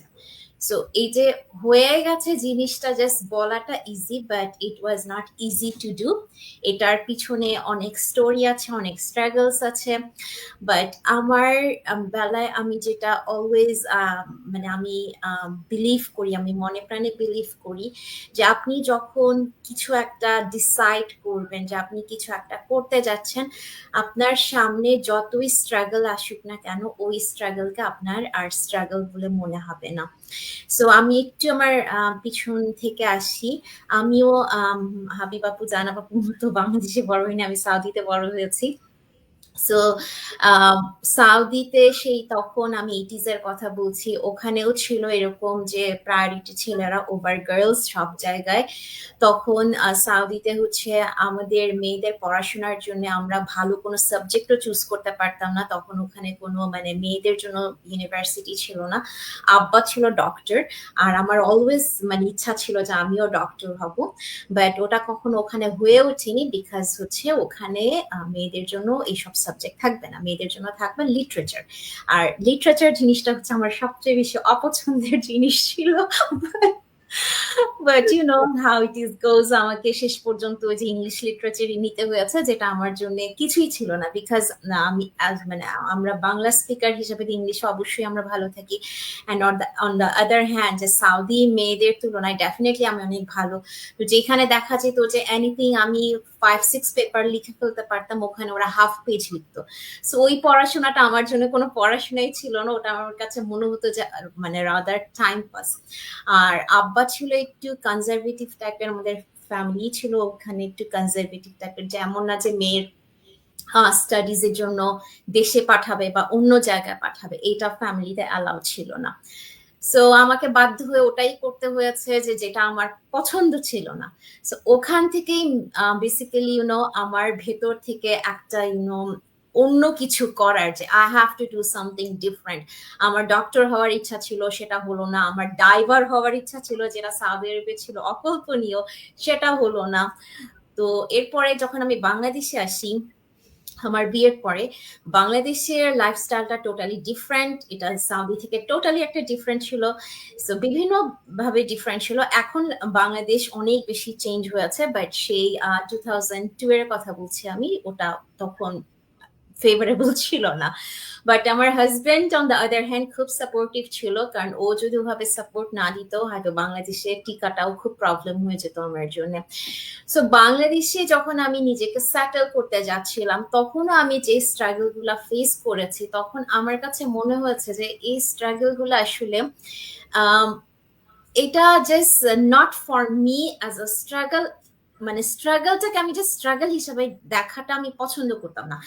আমি যেটা মনে করতাম যে স্ট্রাগলটা যদি আমাকে ডিফিট করে দেন আই এম কমপ্লিটলি ডিফিটেড, আমার দ্বারা আর কিছুই হবে না। সো আমার অলওয়েজ একটা জেদ ছিল যে স্ট্রাগলটাকে আমাকে ডিফিট করতে হবে, I have to overcome the struggle. So এই জিনিসটা বাংলাদেশে আমাকে সেটেল হতে অনেক হেল্প করেছে। দেন বাংলাদেশে তো অনেক বছর পরে আমার বড় ছেলে হলো, এরপরে তার পড়াশোনা ওখানে সে এ লেভেলস কমপ্লিট করলো, যখন এরপর সে কানাডা আসলো। কানাডায় আসার পরে এটা আরেকটা স্ট্রাগল স্টার্ট হয়েছে, যেটা হচ্ছে আমি কখনো ফেস করিনি বাংলাদেশে থাকতে বা সাউথিতে থাকতে। It's completely different kind of struggle. Like Canada আমার জন্য নতুন দেশ ছিল না, আমি এখানে কানাডা অনেকবার বেড়াতে এসেছি, বাট যখন ফাইনালি থাকতে এসেছি এটা ছিল টোটালি একটা ডিফারেন্ট সিনারিও। সো এইখানে আমি এই যে হাবিব আপু যেটা বললো যে এখানে আপনার পড়াশোনা যাই করে আসেন কিছুই কাজে আসবে না, আবার আপনাকে নতুন করে স্টার্ট করতে হবে, আমি এটার থ্রু দিয়ে যেতে চাচ্ছিলাম না। যেহেতু আমি যখন কানাডা আসি আমার বড় ছেলে হচ্ছে ইউনিভার্সিটিতে আর আমার বাকি দুজন হচ্ছে হাই স্কুলে। সো আমার মেইন প্রায়োরিটি ছিল ওরাই, যে ওদের পড়াশোনার জন্য হচ্ছে আমার কানাডায় আসা। সো কানাডায় এসে যদি আমি নিজে পড়াশোনা করি, এরপর পড়াশোনা শেষ করে জব খুঁজতে যাই, তাহলে আমার টিনেজ বাচ্চাদেরকে যে টাইমটা দেওয়া অ্যাজ আ মম সেটা আমি দিতে পারবো না।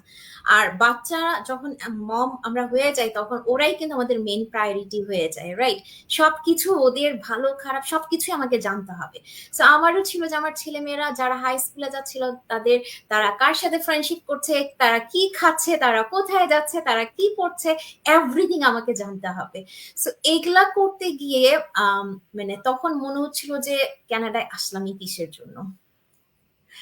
তো পরে হচ্ছে আমি চিন্তা করছিলাম যে আসলে বাসায় বসে কিছু একটা কি করা যায়। আমি যখন বাংলাদেশে ছিলাম আমি জব করতাম না ঠিকই, বাট হচ্ছে আমি নিজেকে কোনো না কোনো কিছুতে অলওয়েজ বিজি রাখতাম, যে কোনো কিছু আমার শিখার টেন্ডেন্সিটা আমার মধ্যে সবসময় থাকতো, যে কোনো কিছু শিখার জন্য বা যে কোনো কোর্স করার জন্য আমি মানে সবসময় হচ্ছে গিয়ে অ্যাক্টিভ থাকতাম।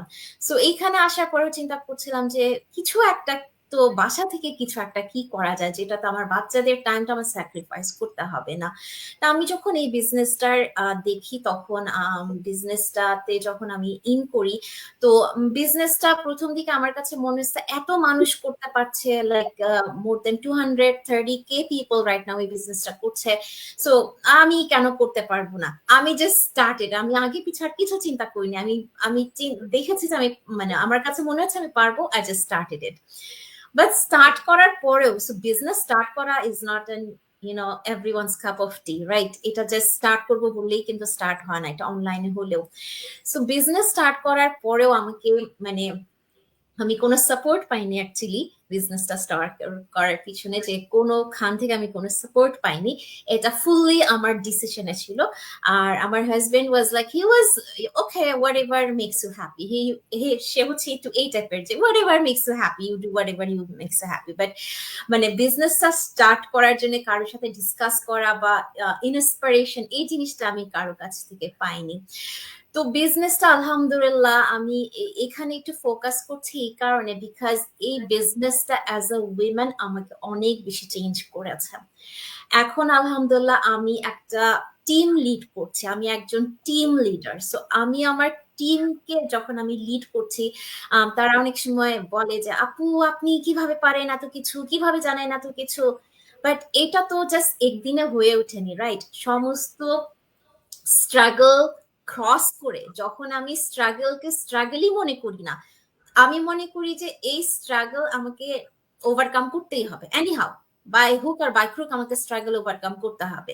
স্ট্রাগল ওভারকাম না করলে আমার হবে না। তো স্ট্রাগলকে আমি আসলে স্ট্রাগল মনে করি না, আমি মনে করি ইটস পার্ট অফ লাইফ। কারণ অ্যাজ আ মুসলিম আমরা সবাই জানি যে আমাদের always happiness and sadness come side by side, we always know that, not as a Muslim, as all any human being আমরা সবাই জানি যে এটা happiness and sadness comes side by side. So আমি যদি স্যাডনেসটাকে ওভারকাম না করে আমি হ্যাপিনেসটাকেই বুঝতে পারবো না। অ্যান্ড দেন আমি যদি স্ট্রাগলটাকে ওভারকাম না করতে পারি, আমি যে মানে উইনিং মাইন্ডসেটটা কি এটাই তো আমি বুঝতে পারবো না, এটার এসেন্সটা আমি ট্রু এসেন্সটা আমি পাবো না। সো এটার জন্য আমার কাছে অলওয়েজ মনে হতো যে যেই ডিফিকাল্টি আসুক না কেন, এই ডিফিকাল্টি আমাকে এনিহাউ আমাকে এটা ওভারকাম করতেই হবে। সেম জিনিসটা আমি আমার বাচ্চাদেরকেও শিখাই, আমার মেয়েকে, আমার ছেলেকেও আমি এই জিনিসটা শিখাই।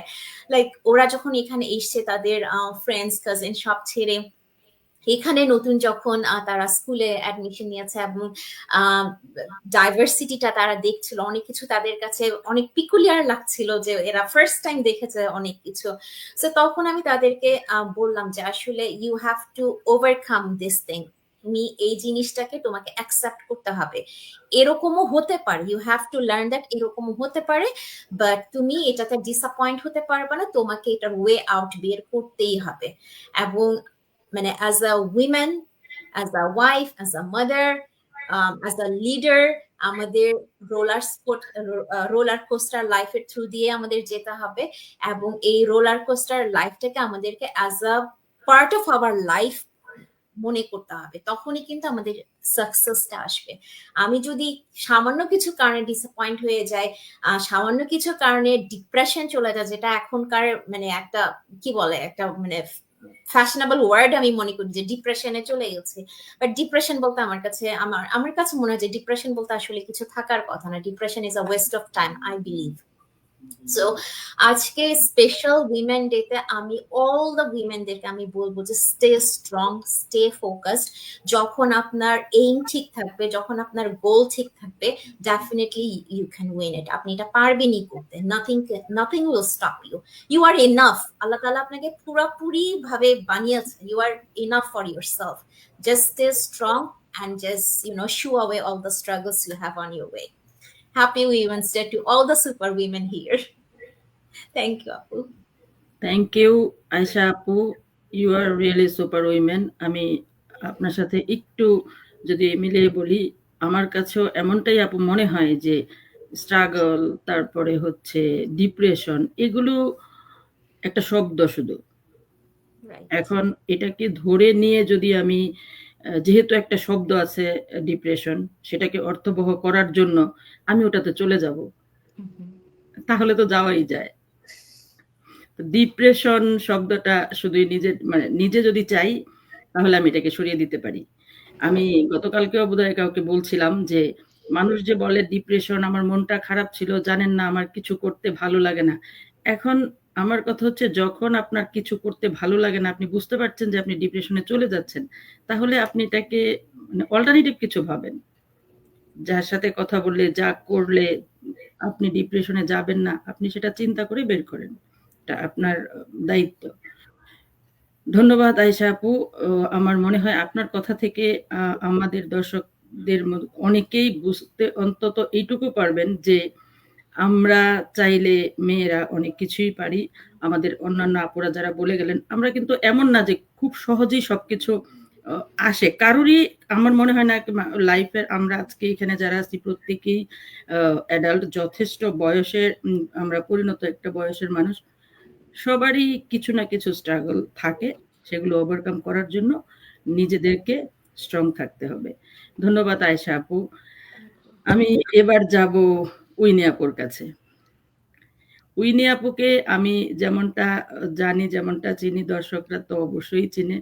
আপুর কিছু কিছু কথা আছে যে কথাগুলো আমার কাছে ওষুধের মতো মনে হয়, টনিক যেটাকে বলে।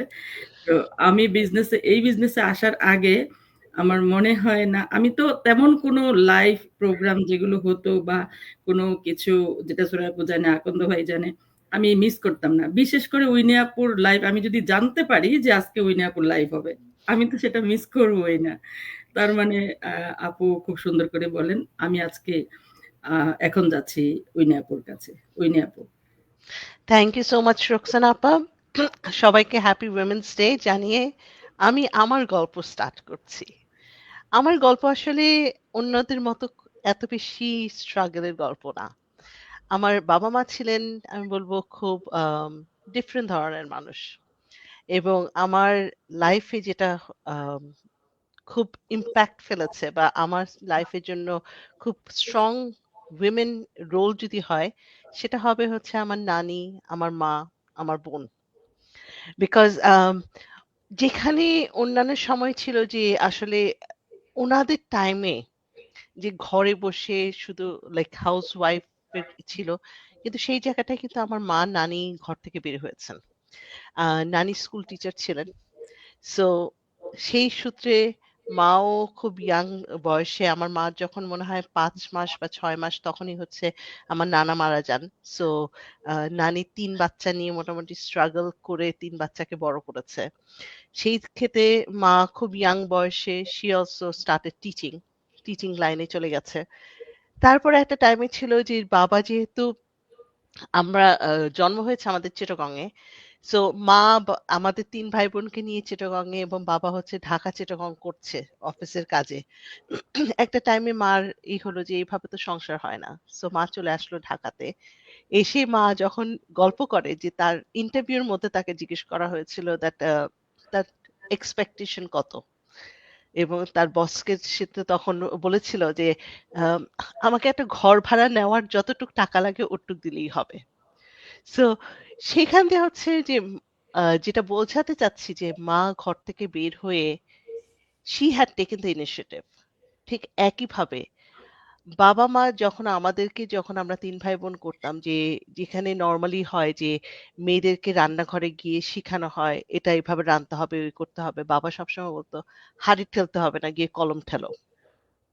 অর্থাৎ হচ্ছে আমাদের পড়াশোনার প্রতি আমাদের যে আ প্রেশারটা যে পড়াশোনা করো, আল্টিমেটলি অন্যান্য জিনিস তোমার চলে আসবে। সো আমার আসলে বেড়ে ওঠাটা খুব একটা স্ট্রাগল এর হয় নাই। We were fortunate. বাবা-মা যেটা ছিল দ্যাট আমরা ৩ ভাই-বোন। আমার বোন লয়ার হয়ে গেছে। আ শুধু লয়ার না, she is double masters with a PhD and everything. So সে হচ্ছে ওই লেভেলের চলে গেছে। আমি হতে পারি ওইভাবে যাইনি বিকজ I was more সংসার হবে, মানে ছেলে-মেয়ে হবে এই ওই দিকে আমার ছিল। একাডেমিক দিকে খুব বেশি আসলে আমার মন মেজাজ ছিল না আরকি। তারপরে হয়েছে যে আমি এমবিএ করেছি, বিয়ে-শাদী হয়েছে। আমার স্ট্রাগলটা আসলে আরম্ভ হয়েছে আমার বিয়ের পরে, যখন আমার ছেলে হয়েছে। আ বাংলাদেশে যদিও তার ডায়াগনোসিস হয় নাই, এখানে এসে আমরা বুঝতে পারলাম that he is actually a special needs child. এবং সেই জায়গাটাই যে ছিল যে অ্যাকসেপ্টেন্স থেকে আল্টিমেটলি আ একটা থাকে না যে হয় যে ও আমার কেন এরকম হলো বা ওই ধরনের স্ট্রাগল এর ভিতর দিয়ে যাওয়া। তারপর যখন মনে হলো যে no, it's not my life, it is his life. তাকে আমাকে অ্যাজ আ মাদার আমি সাকসেসফুল তখনই হব যখন আমি তার জীবনটা গড়ে তুলতে পারবো এবং তাকে ওই লেভেলে নিতে পারবো যখন আমি বা তার বাবা থাকবে না, সে তার জীবন he can run his own life. এবং এখনো আমার অনেক দূর সেই স্ট্রাগল বাকি আছে তাকে ওই লেভেলে নেওয়ার জন্য। কিন্তু তারপরে আমি বলবো that as a mother I've been successful because অনেকের তুলনায় my son is doing great. So মেয়ের ক্ষেত্রে বলতে হয় তাকে যেটা আমি শিখাতে চেষ্টা করেছি যে the sky is your limit. তুমি মেয়ে বলে যে তোমার কমতি আছে তা কিন্তু না। যেটা হয়েছে যে যেহেতু আমি দেখেছি মা শুধু টিচিং লাইন বাদ দিয়ে she went into the corporate line. লাস্টে হচ্ছে ওয়ার্ল্ড ব্যাংকে কাজ করতো মা। সো একইভাবে যেমন আমার বোন লয়ার হয়ে গেছে, আমি অ্যাকাউন্টসে চলে আসছি এবং ওইভাবে যেটা আমাদের শিখানো হয়েছিল যে the sky is your limit, তুমি যেটা চাও তুমি করতে পারবে। আমি একইভাবে আমার মেয়ের ভিতর সেই ইনবিল্টটা করতে যাচ্ছি এবং today I am so proud to see যে সে কতটা ইন্ডিপেন্ডেন্ট। আমি বিয়ের পরও যে ইন্ডিপেন্ডেন্ট ভাবে আমি করতে পারিনি, আমার ভিতর অনেকটা ভয় ছিল বা সেই কনফিডেন্স লেভেল ছিল না। আজকে আমার মেয়ের ভিতর সেই কনফিডেন্স লেভেল আছে। And that is a success story for myself As a mother, I could do that for my daughter. আরেকটা সাকসেসফুল যেটা হচ্ছে যে এই বিজনেসে আসা। বাবা এনজিও লাইনে ছিল, মা অ্যাডমিনিস্ট্রেটিভ লাইনে ছিল। সো আমাদের ভিতর মোটামুটি ছিল যে আমরা ভাই বোনরা আসলে এনজিও লাইন বা নন প্রফিট এই ধরনের মানে লাইনে যাব। বিজনেস কখনোই কিন্তু মাথায় ছিল না। কিন্তু এটাও একটা সাকসেস, যেটা হচ্ছে যে আমি ওই গণ্ডি, অর্থাৎ হচ্ছে আমাদের চিরাচরিত যে একটা গণ্ডিটা আছে সেখান থেকে বের হয়ে এই লাইনে আসতে পেরেছি। আমাদের অনেকেই হতে পারে বলতে পারেন যে মহিলারা তো অনেকেই ব্যবসা করছে, এটাতে এমন আহামরি কি আছে? কিন্তু ওই যে আমাদের যেটা ছিল যে হ্যাঁ, চাকরি করলে মেয়েরা হতে পারে টিচার হবে, ডাক্তার হলে হতে পারে গাইনি লাইনে যাবে, বিজনেস আসলে কাপড় চোপড় বিক্রি করবে। কিন্তু আমরা এখানে যারাই আছি, আমরা কিন্তু সেই লাইনে যাই নাই। We have become full-fledged business women. এবং আমাদের ওই চিরাচরিত্র গদবাঁধা পথ থেকে বের হয়ে আসতে পেরেছি। This is a success being a woman.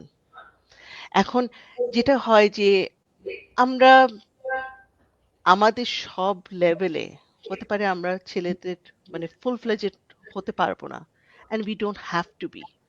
আমাদের একেবারেই যে সুপার ওম্যান হতে হবে সেটাও কিন্তু না।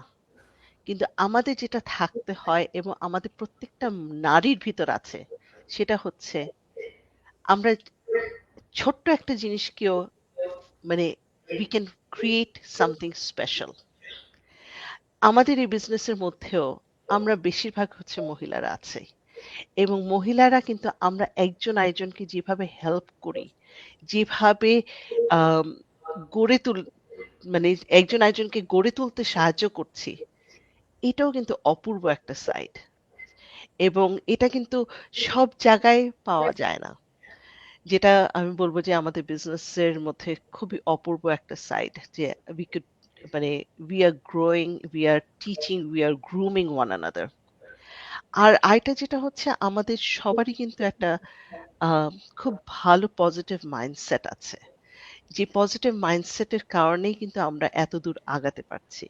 কারণ সকাল থেকে সন্ধ্যা পর্যন্ত যদি রোকসানা আপা যেটা বললেন যে হ্যাঁ, একটা পুরুষ সে কিন্তু বাইরে কাজ করে আসার পর ঘরে খুব কম পুরুষ আছে যারা হচ্ছে এসে কাজ করে বা হেল্প করছে। হ্যাঁ, যারা বিদেশে আছে ডেফিনেটলি সবাইকে একটু না একটু হেল্প করতেই হয়, ডেকচি ধোয়া বা কিছু। কিন্তু একটা উদাহরণ যদি আমরা দিই, যে হতে পারে আপনি হাজব্যান্ড ওয়াইফ দুইজনেই গ্রোসারিতে গেলেন বা ধরেন কাজ করলেন, কাজ করার পর হচ্ছে গ্রোসারি করলেন, ঘরে আসলেন, এসে কিন্তু হাজবেন্ড দেখা গেল যে বসে সাথে সাথে গা এলিয়ে দিয়ে হতে পারে মোবাইল টিপছে, কিন্তু মহিলাটা কিন্তু বসে নাই, তাকে গ্রোসারি গুলো গুছাতে হচ্ছে, সাথে সাথে হচ্ছে রান্নাটা চড়াতে হচ্ছে, রাত্রে কি রান্না হবে, কোন বাচ্চার কোনটা পছন্দ না পছন্দ সবকিছু রেডি করা। So definitely we are in a very positive mindset. সাথে সাথে হচ্ছে আমরা কিন্তু আমাদের অর্গানাইজিং স্কিলটা অনেক বেশি, বিকজ আমরা যদি অর্গানাইজ না হতাম তাহলে কিন্তু আমরা এক হাতে professional life, personal life, business life এত কিছু একসাথে আমরা চালাতে পারতাম না। সো আজকের দিনে আসলে যেটা হচ্ছে যে স্ট্রাগল এ টু জেড সবারই থাকবে। স্ট্রাগলসের দিকে আমরা ফোকাস না করে, যেটা যদি আমি সবসময় বলি, আমার যদি একটা পজিটিভ মাইন্ডসেট থাকে, অ্যান্ড পজিটিভ মাইন্ডসেট বলতে আমি ওটুকুই বুঝাবো যে I know this is my problem, এই প্রবলেমটা নিয়ে হাই হুতাশ করব না, এটাকে মানে এটাকে অ্যাকসেপ্ট করে নিয়ে I will look okay what is positive about it. আমার মনে কেউ বললেন যে রোকসানা আপা বা কেউ বলছিলেন যে আসলে আমাদের সৃষ্টিকর্তা আমাদেরকে অতটুকুই প্রবলেম দেয় যেটা আমি ওভারকাম করতে পারবো বা আমি ওটা ভার বইতে পারবো। ঠিক একইভাবে আমার কাছে মনে হয়েছে যে আমার সন্তান যখন আমার জীবনে আসছে, হতে পারে বিকজ আমি আজকে এখানে ওভারকাম করে চলে আসতে পারবো দেখেই আমার কাছে মানে আমার স্পেশাল সন্তানকে দেওয়া। এবং আজকে বিজনেস সেক্টরে কেন আমি এত ভালো করতে পারছি, because I have learned my life lessons, সেটাকে আমি আমার বিজনেসের মধ্যে প্রয়োগ করেছি টু স্টে ফোকাস, টু আমার বিজনেস লাইনে বা আমার প্রফেশনাল লাইনে যে হোঁচটটা আমি খাচ্ছি সেটাকে ওভারকাম করে ডিঙ্গিয়ে আমি আবার নতুনভাবে আবার স্টার্ট করছি। সো ফিউচারে যারাই আসবে, যারাই মানে হচ্ছে আমাদের নারীদের মধ্যে আমি বলবো যে ছোট হোক বড় হোক যেই আছে, আমাদের জীবনে রোলার কোস্টার থাকবেই, এবং we should just look at the end of the tunnel, the light at the end of the tunnel, ওইটা দিকে ফোকাস করে এগিয়ে গেলে ডেফিনেটলি আমাদের লাইফ একটা সুন্দর জায়গায় চলে যাবে। থ্যাংক ইউ উইনি আপু। আজকের আমি একটা অভিজ্ঞতার কথা একটু শেয়ার করতে চাই। আজকে আমি যখন কাজে ছিলাম, একজন ভদ্রলোক এসে খুব হাসতে হাসতে এসে বলতেছে, তোমাদের এখানে কি এই কয়টাই ফুল? আমি বললাম হ্যাঁ, কেন? উনি মানে দেখছে যে আমরা কয়জন মেয়ে মানুষ আছি, তো মেয়ে মানুষের তুলনায় একটা ফুল কম। তো উনি আমাকে বলতেছে এই ফুলটা একটু আলাদা করে রাখো, আমি আসতেছি। মানে কিছু একটুখানি 2 মিনিট হাঁটলেই একটা সুপার শপ আছে, আর একটা সুপার শপ উইন্ডিক্সি নামে। ওখানে গিয়ে উনি আরো কয়টা ফুল নিয়ে এসে এখানে রেখে বলল যে এই ফুলটা আর এই ফুলগুলো আমি তোমাদের জন্য রাখলাম, সবাই একটা করে ফুল নিবা। তো আমি একটু চেষ্টা করছিলাম, উইমেন্স ডে নিয়ে আমার একটা মাথা ব্যথা, ব্যথা ঠিক জানি না, এটা নিয়ে আমি সবসময় ফোকাস থাকি। এই দিনটাকে আমি যেখানে থাকি, আমি যদি মানে হসপিটালেও থাকি, আমি আসবো সেই কথায়, আমি সেখানেও চিন্তা করি যে আজকে উইমেন্স ডে, আমাকে ওখানে দাঁড়াতে হবে, আমি ওখানে মানে সবাইকে নিয়ে কথা বলবো। তা আমি চেষ্টা করছিলাম উনি কি বলে। বলছে যে হ্যাঁ লেডি, তোমরা কি জানো যে আজকে তো উইমেন্স ডে, তোমরা মেয়েরা যদি না থাকতে আমাদের লাইফে, তাহলে আমাদের জীবনটা এত সুন্দর হতো না। আমি জাস্ট তাকায় রইলাম কতক্ষণ, পরে বলতেছে যে এখানে আমি 20 ফ্লাওয়ার রেখে গেলাম, তোমরা যারা আছো একটা করে, আর বাকি যখন যে মেয়ে মানুষ আসবে তাকে আমার পক্ষ থেকে একটা করে ফুল দিয়ে দিবা। তো আমি বললাম যে তোমার ঘরে কি কে কে আছে? বলে যে আমার মা আছে, আমার ওয়াইফ আছে, আমার মেয়ে ছিল, সে বিয়ে হয়ে অন্য জায়গায় চলে গেছে। কিন্তু যেখানেই থাকুক মেয়েরা, যদি ঘরে একটা মেয়ে মানুষ থাকে, ঘরটা থাকে সুন্দর গোছানো, অর্গানাইজ, এবং ছেলে মানুষদেরকে গাইড করার জন্য একটা মেয়ের দরকার। আমি তোমাদের জন্য দোয়া করে গেলাম, তোমরা যে যেখানে আছো ভালো থাকো, আমি মেয়েদেরকে নিয়ে সব সময় পজিটিভ কথা বলি। আমার খুব ভালো লাগলো, খুবই ভালো লাগলো যে আজকে ওমেন্স ডেতে আমি এরকম একটা বললাম, তো সে একটা লাল গোলাপ দিয়ে গেল আমাকে। ধন্যবাদ উইনি আপু। আমি শিফা আপুর কাছে যাব। আজকের দিন নিয়ে এটা জাস্ট একটা দিন, আমরা অনেক সময় আমরা জন্মদিন পালন করি, মাদার্স ডে, ফাদার ডে আমরা পালন করি, সেরকমই আজকে একটা দিন, স্পেশাল ডে আমরা পালন করছি, বলছি কথা, কিন্তু আমরা প্রতিদিনই ভাবতে পারি আজকের দিনটা আমার, আজকের দিনটা আমি সুন্দরভাবে শুরু করব এবং শেষটাও সুন্দর যেন হয়। শিফা আপুর কাছে যাচ্ছি। শিফা আপু, তুমি যদি আমাদের সাথে কিছু শেয়ার করো। থ্যাংক ইউ রোকসানা আপু। আসলে আমি কি বলবো, আমি বসে বসে ভাবছিলাম যে আমার আগে যে 5 জন আপুরা কথা বলে গেলেন, আমার কাছে মনে হচ্ছে কি আমি প্রত্যেক আপুর কাছে কি আমার একটা পার্ট শুনতে পেলাম। একজন আপু একটা কথা বলছেন, আরেকজন আপুর সাথে সেটা মিলে যাচ্ছে, আমার তো 5 জনের সাথেই মিলে যাচ্ছে। আমি যদি এখন নতুন করে এই গল্পগুলো বলা শুরু করি তাহলে কিন্তু দর্শকরা আসলে বোর হয়ে যাবেন, কারণ আমার গল্পটাও সবার সাথে কিছু না কিছু মিলছে। জয়নাব আপুর সাথে অল্প একটু মিলছে, সুরাইয়া আপুর সাথে মিলছে, হাবিবা আপুর সাথে তো অনেকখানি মিলে যাচ্ছে, তারপরে আয়শা আপুর সাথেও মিলছে। তো আমি ভাবছি যে আমি আসলে কি বলবো। তো সবার লাইফেই অনেক ইন্সপিরেশন আছেন অবশ্যই। প্রত্যেকটা মেয়ের লাইফে তার মা একজন ইন্সপিরেশন, এটা বলতেই হয়। আর তার সেই মেয়ের যদি কোনো বোন থাকে, সেই বোন কোনো না কোনো ভাবে অবশ্যই সেই মেয়ের জন্য একটা ইন্সপিরেশন হয়ে থাকে। আসলে এখানে আমরা যে মেয়েরা, আমরা যে মানে আমাদের ফ্যামিলিকে একটা মানে বিশেষ পর্যায়ে রাখি, সেটা আমরা আজকের দিনটাতে একটু বলারই বা সুযোগ পাই। তো সেটাই আজকে দেখলাম যে আপুরা অনেক উৎফুল্ল এবং খুব মানে খুশি হয়ে সবার ইন্সপিরেশন বলছে। তো একই রকম ভাবে আমার মা কখনো আমাকে ইন্সপায়ার করেছেন, আমার বোন কখনো আমাকে ইন্সপায়ার করেছেন, কিন্তু আমি আজকে যেটা বলবো যে আমি একটা নিজেকে এমন একটা জায়গায় দেখতে চাই যেখানে আমি আমার মেয়েকে শিখাতে পারবো।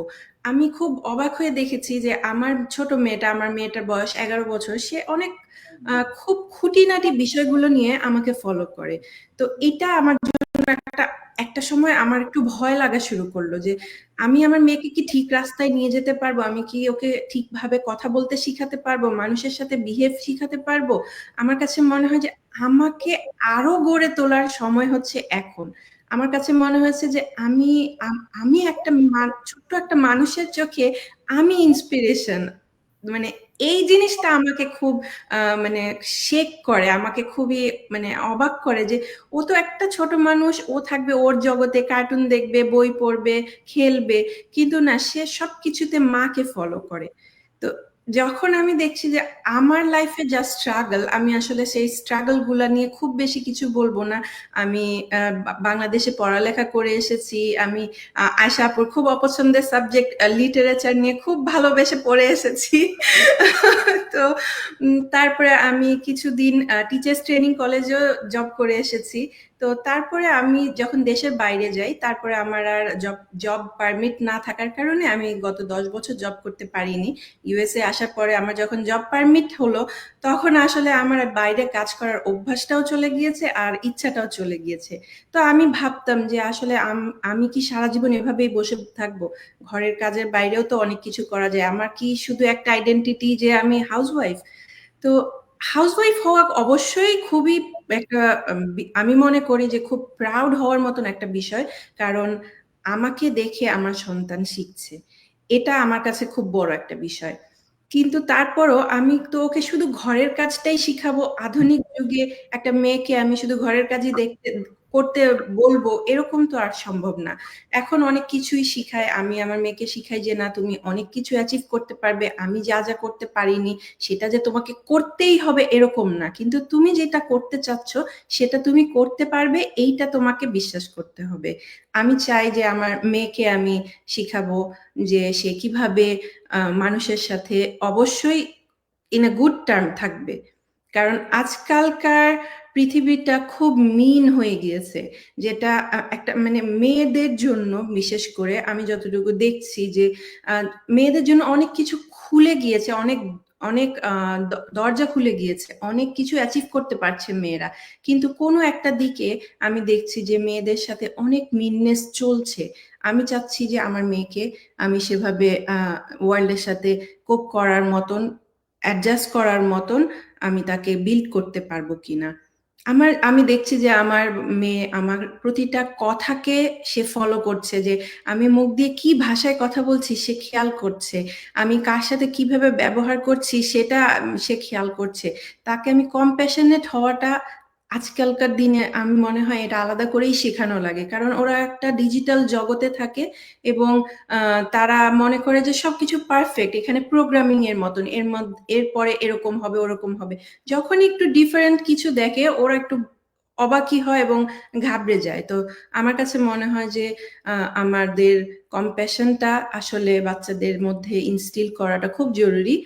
তো ছোট্ট একটা ঘটনা, আমি গতকালকে আমার বোনের সাথে বাংলাদেশে কথা বলছিলাম, তখন শুনলাম যে ওদের অ্যাপার্টমেন্টে একটা ছোট বিড়াল ছিল, ওদের বাসায় প্রায়ই আসতো, বিড়ালটা আসতো এবং 2 ঘন্টার মতো খেলাধুলা করে চলে যেত।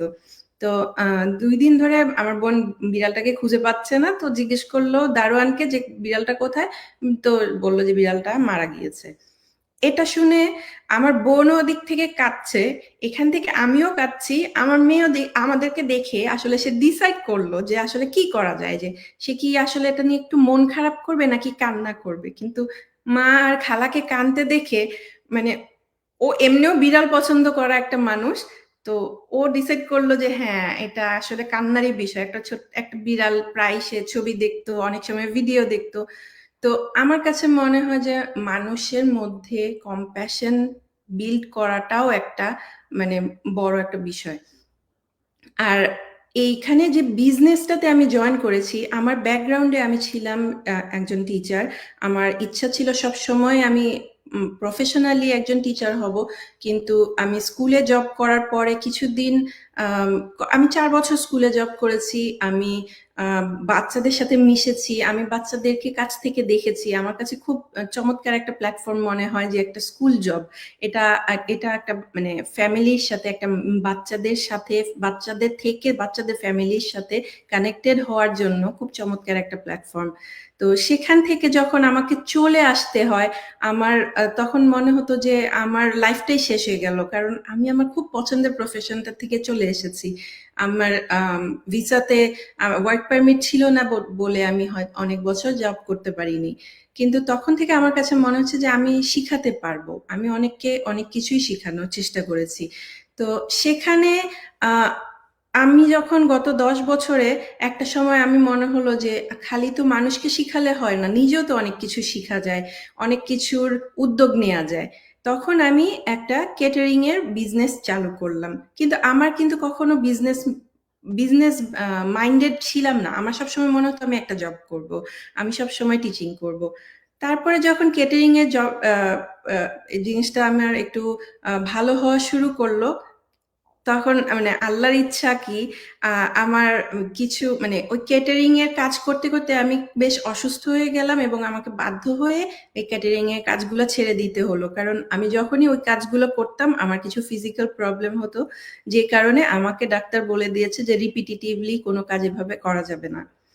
তো তখন আমি বাধ্য হয়ে সেই কাজটা, পছন্দের কাজটা খুশি হয়ে করছিলাম, সেটাও ছেড়ে দিতে হলো। তো তার কিছুদিনের মধ্যেই আমরা যখন ইউএসএ তে মুভ করলাম আর এই বিজনেসটা সম্পর্কে জানতে পারলাম, আমি দেখলাম যে এখানে আমার শিখানোর সুযোগ আছে, আমার নিজের শেখার সুযোগ আছে, এবং আমার মেয়ের জন্য একটা আইডিয়াল একটা রোল মডেল হিসেবে নিজেকে প্রতিষ্ঠা করারও একটা সুযোগ আছে। তাহলে এই বিজনেসটা কেন না? আমি আমার সবগুলো পছন্দের কাজ যখন একটার মধ্যে পেয়ে যাচ্ছি, আমাকে বাইরে যেয়েও কাজ করতে হচ্ছে না, আমাকে ঘরের কাজের পাশাপাশি কোনো কম্প্রোমাইজও করতে হচ্ছে না, আমি কেন করব না?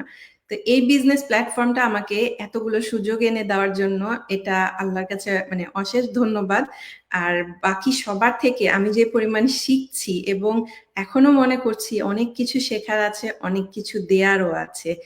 তো এসব ভেবে এই বিজনেসটাতে আমার অল্প দিনের পথ চলা, সবার দোয়ায় এবং সবার সহযোগিতায় অবশ্যই আমি আরো কিছুদিন কাজ শিখবো এবং কাজে এগিয়ে যাব, সেটাই আশা করি। আর অবশ্যই লাইফে সাকসেসের জন্য কিছু স্ট্রাগল দরকার। স্ট্রাগল ছাড়া সাকসেসের মিষ্টতাটা আসলে আসে না। এটা হচ্ছে গিয়ে আমার শেষ কথা বলতে পারেন। তাই আমি স্ট্রাগলটাকে আলাদা করে দেখছি না, আমার কাছে মনে হচ্ছে যে এটা পার্ট অফ লাইফ। আর এই তো আপু, থ্যাংক ইউ। আমি মনে হয় না বেশি বলে ফেলেছি, আর কিছু আমার মাথায়ও আসছে না। থ্যাংক ইউ আপু, থ্যাংক ইউ। আমি সবার কথা মনোযোগ দিয়ে শুনছিলাম। আমি আমার পক্ষ থেকে যদি বলি, 2-4 লাইন যদি বলি, স্ট্রাগলটাকে কখনোই কোনোদিনও আমার কাছে মনে হয় না স্ট্রাগল। আমি তো সব আপুদের কথা শুনলাম, আমি আমার কথা বলার জন্যই আসছি এখন নিজে ফ্লোর নিয়ে। ধন্যবাদ শিফা আপুকে। আমি ছোটবেলা থেকেই কেন জানি গিভ আপ জিনিসটার সাথে আমি যাই না। যেটা আয়েশা আপু বললেন যে স্ট্রাগল শব্দটা আমি রাখি না, যে স্ট্রাগল আমি মনে করি না স্ট্রাগল মানে কিছু আছে। যা কিছু পারার জিনিস সেটা মানুষই পারে। আর আমার দিক থেকে আমি বলবো, ছোটবেলার থেকে কেন জানি আমি নিজেকে মেয়ে মানুষ হিসাবে খুব একটা প্রকাশ করতে পছন্দ করতাম না। মানে আমার কাছে মনে হতো আমি ছেলে মানুষের মতো কাজ করতে পারি। এটার একটা কারণ হচ্ছে যে আমরা অনেকগুলো বোন, আমরা 7 বোন, আমি নাম্বার 6। তো আমার ছোট একটা ভাই আছে, 1 বছরের ছোট। আমি আর আমার ভাই একদম একই দিনের জন্মদিন, 1 বছরের ছোট বড়। 1 বছরের ছোট বড় হলেও আমাদের বেড়ে ওঠা একসাথে, একইভাবে, একই রকমের জামাকাপড় পরা, একই স্কুলে পড়া, একই রকম সবকিছু। কিন্তু আমার ভাইকে পালা হতো মেয়ে মানুষের মতো করে। মানে ও পারবে না, ও ধরতে পারবে না, ও করতে পারবে না, ও হাঁটতে পারবে না, ওকে কুলে করে নিতে হবে, মাথায় করে নিতে হবে, এরকম একটা ভাব। অথচ আমি কিন্তু ওর একই বয়সী, যেটা আমি সেদিন সুরাইয়াপুর লাইভে বলছিলাম। তো তার পিছনে আমি অফলাইনে বলছিলাম যে আমার দাদি, উনি মারা গেছেন 2005-এ 107 বছর বয়সে। উনি আমাদেরকে ছোটবেলা থেকে শিখিয়েছেন যে ছেলে আর মেয়ে দুইটা জাস্ট শব্দ, ওটাকে আলাদা করার কিছু নেই। ছেলেদের মতো আর মানে মেয়েদের মতো আলাদা একটা জাস্ট গঠন, বাট চলতে হবে একই রকম। যে কারণে আমরা ছোটবেলা থেকে স্কুল এবং কলেজটা আমাদের যেতে হতো সাইকেল দিয়ে। আমার আব্বা আমাদেরকে ধরে ধরে এই কাজগুলো শেখাতো। আর আমার দাদি সবসময় বলতো যে মেয়ে মানুষ কখন কোথায় গিয়ে পড়বা, কোন পরিবেশে কোন পরিস্থিতিতে পড়তে হবে এটা তোমরা এখন জানো না। অতএব একটা প্রবাদ আছে যে গাছতলায় থাকার, যদি আল্লাহ মাফ করুক বা আনফরচুনেটলি যদি এমন হয় গাছতলাতে থাকতে হয়, সেটা যেন কষ্ট না হয়। আবার যদি পাঁচতলাতে থাকার সুযোগ হয়, সেটাও যেন হজম হয়। তো সেইভাবে নিজেকে করতে হবে। এবং ওই বয়সে ভাবেন, আমার দাদি 107 বছর বয়সে মারা গেছেন 2005-এ। তার মানে ওনার যে মানসিকতাটা ছিল, আমার আজকে যেই বয়স সেটা আমি ছোটবেলার থেকে শুনে আসছি, এভাবে করতে হবে। এই যে ব্যাপারগুলো, এগুলো দেখেই আমি বড়। আমার মা, অবশ্যই মায়ের তো একটা অবদান থাকে, কিন্তু আমার দাদি আমার মাকে, মানে আমরা জন্ম থেকে, আমরা যখন থেকে একটু বুঝি তখন থেকে দেখতাম আমার মাকে আমার দাদি পালে। মানে বউ পারবে না, বউ পারে না, কারণ হচ্ছে বউয়ের অনেকগুলো ছেলে মেয়ে হয়েছে, বউয়ের শরীরে কিছু নাই, বউকে আমার পালতে হবে। বৌমা বৌমা বৌমা, ওই বয়সে উনি তার বউকে পালতো। সেই দিক থেকে আমার দাদি আমাদেরকে দিয়ে কাজ শিখাতো, কাজ করাতো, আমরা করতে পারতাম। আমরা এখন মাঝে মধ্যে বলি যে, আমার দাদিকে আপা বলি, যে উনি তো চলে গেল, আমার দাদি মা তো এখন রয়ে গেল, তাহলে উনার যে কাজ করা উচিত ছিল, এতগুলো মেয়ে, মানে হয় না যে মায়ের যে কাজ, অনেক কঠিন কাজ সে করতে পারে না, কিন্তু খুবই নরম মাটির মানুষ বলতে পারেন। আবার হচ্ছে যে আমার মা ইসলামিক দিক থেকে সে খুবই রিলিজিয়াস একজন পার্সন। সে মানুষকে কোরআন শরীফ শিখাইতে পছন্দ করে না, 5 ওয়াক্ত নামাজ মানুষকে শেখায়। ওই দিক থেকে সে খুবই পারদর্শী। তো আমার মা, বাবা এবং দাদিকে দেখে দেখে আমরা মানে অভ্যস্ত যে মেয়েদের শিখতে হবে সবার আগে। ছেলেরা বাইরে কাজ করবে, ছেলেরা সংসার চালাবে, পারবেই, কিন্তু মেয়েদেরকে সব কাজে তালে থাকতে হবে। আমার একদমই গ্রামে বড় হওয়া, আমি গ্রামে বড় হয়েছি। আমাদের দেশের বাড়ি গাজীপুর কাপাসিয়াতে, মাটির ঘর, একদমই মাটির ঘর। আমাদের এখানে শহরের কোনো ছোঁয়া ছিল না, এখনো না, মাটির ঘরই আছে। পাশে বিল্ডিং আছে, বাট মাটির ঘর এখনো আছে। তো সাইকেল, হুন্ডা দিয়ে যার স্কুল কলেজ করা, তাদের তো শিখে আসতে হয়েছে, সেটা বাবার কাছে, দাদির কাছে। তারপরে যখন আমি ডিগ্রিতে ভর্তি হলাম তিতুমির কলেজে ঢাকায় 2001-এ,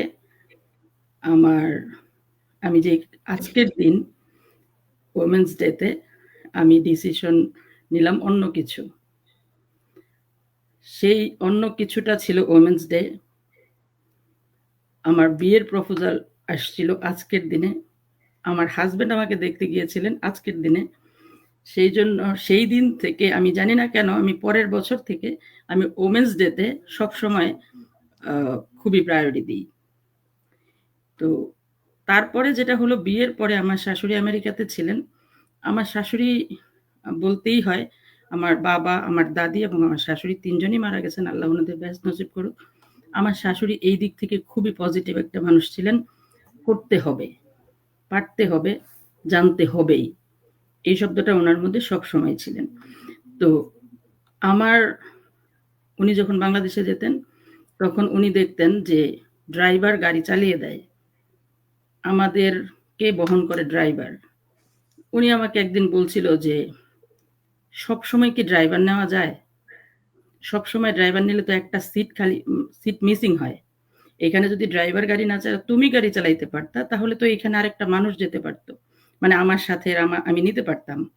1, 2 নাম্বার হচ্ছে যে গাড়িতে তো আমরা কত রকমের গল্প করি, কথা বলি, তাহলে তো এই যে ড্রাইভারের সামনে অনেক সময় অনেক কথাই বলা যায় না, গল্প করা যায় না। তা আমি বললাম যে, আম্মা আমাকে দিয়ে কি হবে? উনি বলল, হবে, অবশ্যই হবে, তুমি ভর্তি হয়ে যাও। আমি ভর্তি হলাম, আমার টিচার বলল 24 ডেজ আমাকে ক্লাস করতে হবে। আমি 3 দিন 4 দিন করার পরে দেখলাম এটা কোনো ব্যাপার না, যেহেতু সাইকেল হুন্ডার অভ্যাসটা আছে, ওগুলো তো 2 চাকার, আর গাড়ি তো 4 চাকার, কি আর হবে, হয়তো ঠুসঠাস কোথাও একটু লাগবে, এটা এমন আর কি। তো 3 দিন 4 দিন পরে আমার টিচার বললেন যে হ্যাঁ আপনি পারবেন। আমি কিন্তু এরই মধ্যে কয়েক জায়গায় মোটামুটি লাগিয়ে টাগিয়ে আমি এক ফ্রেন্ডের নতুন গাড়ি লাগিয়েও দিলাম। তো আমি টোটাল 21 দিন ক্লাস করলাম। আমার শাশুড়ি আমাকে বললেন যে তোমার টিচার যেদিন আমাকে বলবে যে হ্যাঁ, আমার নাম সোহেলি, সোহেলি আপু পারবে, আমি সেদিন তোমাকে গাড়ির চাবিটা দিব। আমার কাছে মনে হলো যে এটা একটা বিরাট সুযোগ, আমার একটা প্রাইভেট গাড়ি থাকবে, আমার শাশুড়ি আমাকে দিবে, সেখানে তো এইটা লুজ করাই যাবে না। উনি 21 দিন পরে আমার শাশুড়িকে নিচে থেকে বারান্দায় বলতেছে, আন্টি সোহেলি ভাবি পারবে, এবং পেরে গেছে। এবং আমি পরীক্ষা দিয়ে লাইসেন্স নিয়ে আসলাম আমার শাশুড়ির এই কথার উদ্যোগের কারণে। উনি আমাকে পরের মাসে গাড়ি কিনে দিয়ে বললেন এই গাড়িটা তোমার। আমার দেবর আমার হাজবেন্ডকে বলল যে ওকে আমি কথা দিছি গাড়ি কিনে দিব, গাড়ি কিনে দিলাম। আমার মধ্যে ইচ্ছা ছিল যে ওটা তো মানুষই পারে, কত মানুষ পারে, আমার শাশুড়ির মতো একটা মানুষ, এত বছর এত বয়সের একটা মানুষ যদি আমাকে এরকমটা বলতে পারে, তাহলে আমি কেন পারবো না? এই যে পিছনে কিন্তু থাকে, কেউ না কেউ থাকে একটা শব্দ।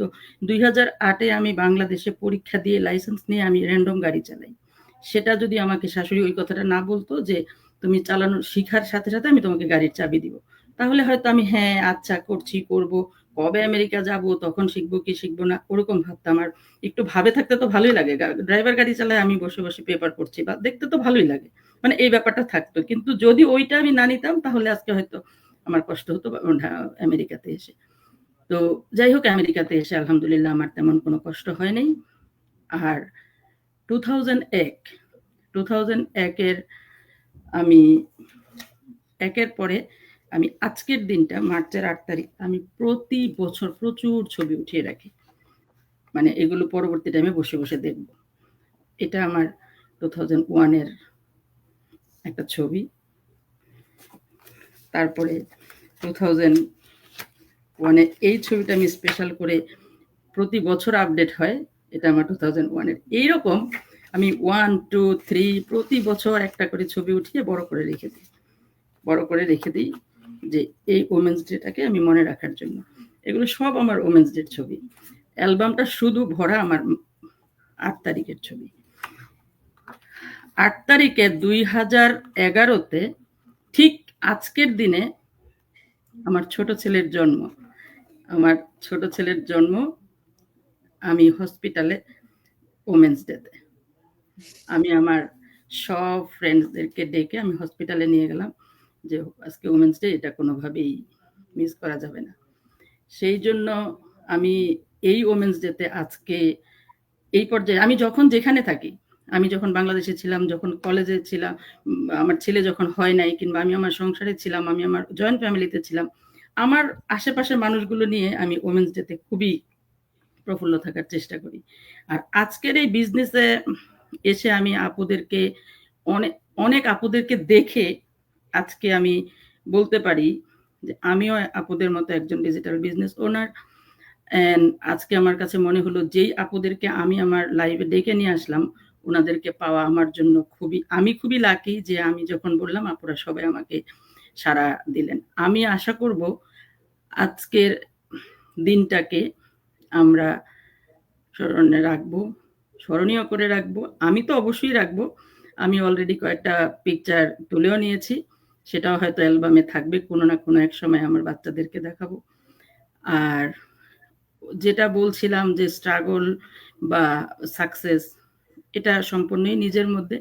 আমি আমার লাইভের মধ্যে বলতে চাই, দর্শকদের উদ্দেশ্যে বলতে চাই, আপুদের উদ্দেশ্যে বলতে চাই, মেয়ে মানুষদের উদ্দেশ্যে বলতে চাই যে আমরা মেয়ে হয়েছি বলে শুধু এক সময়ে বাবার ঘরে ছিলাম মেয়ে, তারপরে সংসারে এসে বউ, এখন ছেলে মেয়ের কাছে পড়ে গিয়ে আমি মা, আমি আমার জীবনটাকে এভাবে শেষ করে দিব, এই চিন্তার থেকে যেন আমরা বের হয়ে আসি, নিজেদের আইডেন্টিটি তৈরি করি এবং নিজেদের জন্য নিজের পরিচয়টা গড়ে তুলি।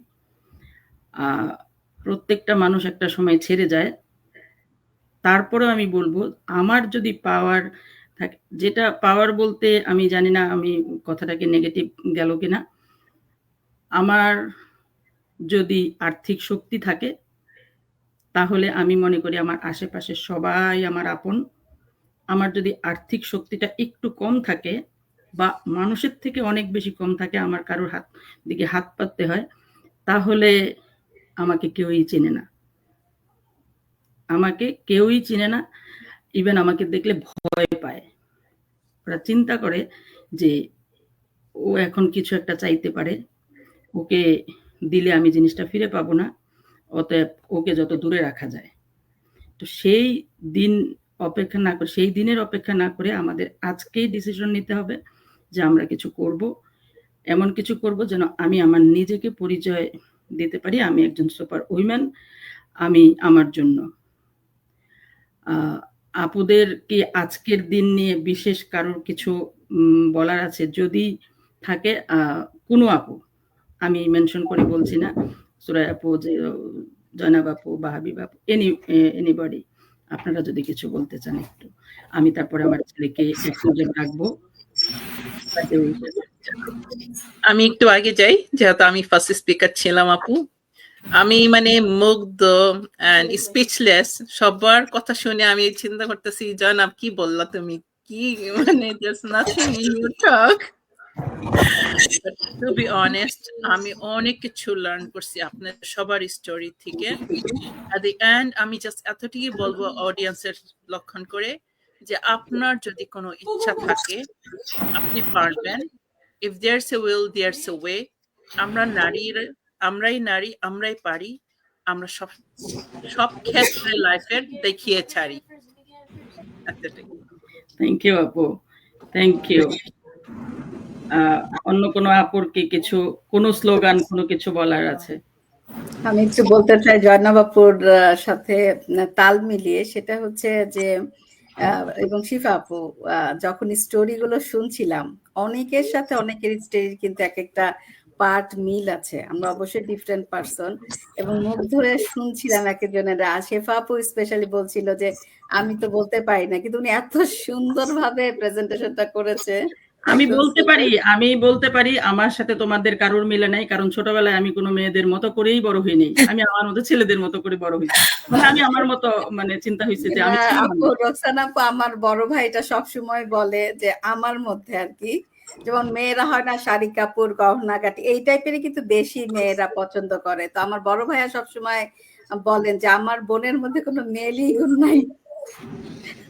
মানে যে শাড়ি কাপড়ের গল্পগুলো আমার সাথে যায় না, মানে আমি যখনই আপুরা এগুলো গল্প নিয়ে বসে আমি জানি না কেমন, আমি মিলাইতে পারি না আর কি।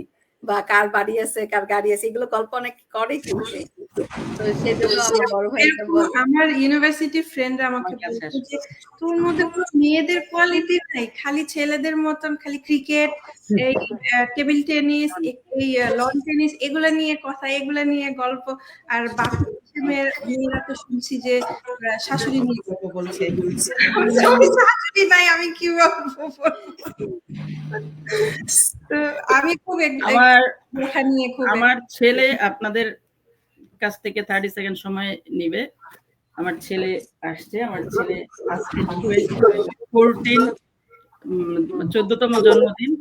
আমার ছেলে আসছে, আন্টিদেরকে সালাম বলো। আর এই হচ্ছে আমার ছোট ছেলে, আজকে আমার ছোট ছেলের জন্মদিন।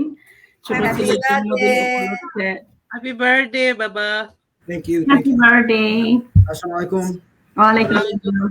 আমার ছেলে সবার বার্থডেতে সে নিজে পিয়ানো বাজিয়ে মিউজিকটা শোনাতে খুব পছন্দ করে, তো ওটার জন্য নিচে প্র্যাকটিস করছিল।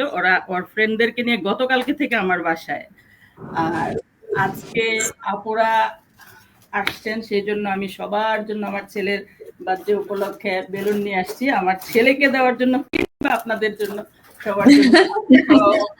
Thank you, that's so cute. আমার ঘর বড় আছে, আমার ছেলের বেলুন। আপু আপনি ভার্চুয়াল ব্যাকগ্রাউন্ডটা সরাই দেন, তাহলে আমরা সুন্দর দেখতে পারবো। Right. Okay, thank you. Thank you. Assalamualaikum. Thank you. আসসালামু আলাইকুম আন্টিরা। Thank you so আমার much. ছেলের কথা বোঝা খুব কষ্ট আপু। ও কেমন করে যেন বলে, কথা খুব একটা বোঝা যায় না। মানে আমি একটুখানি বুঝি, তাও একটু পরে গিয়ে বুঝি আর কি। পরে গিয়ে বুঝি। হ্যাঁ, এটা আমার ব্যর্থতা হতে পারে। এনিওয়ে, আপনাদেরকে ধন্যবাদ। আজকে আমার লাইভে আপনারা সাড়া দিলেন, এত সুন্দর করে সবাই বলছিলেন, আর দেখতে যে কি সুন্দর লাগছে। আমি আরেকটা ছবি না নিয়ে বোধহয় পারছি না। আপনারা লাইভে থাকতে আমি আরেকটা ছবি নিতে চাই আপনাদের অনুমতি নিয়ে। রোকসানা আপু যখন আসলে আমাকে ফোন করে, আমাকে বোধহয় রোকসানা আপু লাস্টে ইনক্লুড করেছে আপনাদের সাথে, আমাকে টোপ দেওয়ার জন্যই আপনাদের সবার নাম বলা শুরু করেছে একজনের পর একজন। আমি তারপর বলছি হ্যাঁ আমি জয়েন করব, কারণ আমি চাচ্ছি সবার সাথে জয়েন করব, আমার সব প্রিয় মানুষরা এখানে। আমি যদি এখন না বলি এটা হবে না, আমার সব কাজ বাদ। কারণ হচ্ছে ওকে যখনই বলা হয় ও বলে আপু আমি তো তেমন বলতে পারি না, আমার মনে হয় আমি অনেক কথা বলবো। ঢাকা ইউনিভার্সিটি থেকে বাংলাদেশে বলা মানে না বললেই নয়, বাংলাদেশের সবচেয়ে সর্বোচ্চ বিদ্যাপীঠ হচ্ছে ঢাকা ইউনিভার্সিটি। সেখান থেকে একটা মেয়ে পড়ালেখা শেষ করে সে বিদেশে লাইফ লিড করছে, সে কথায় কথাই বলে আপু আমি তেমন কিছুই বলতে পারি না, আমি কিছু পারি না, আপু আমি কিছু পারি না, আমি কিছু বলতে পারি না। তো তখন মনে হলো যে ওকে একটা ওষুধ দেওয়া দরকার। তখন আমি বললাম যে তুমি জানো আমাদের লাইভে আজকে এবারে কে কে থাকবে? তখন আমি জয়না বাবুর থেকে শুরু করে এখানে আমরা যারা আছি সবার নাম বললাম। ও বলছে আপু আমাকে রাখেন, আমাকে রাখেন, আমি থাকবো আপু, আমি থাকবো।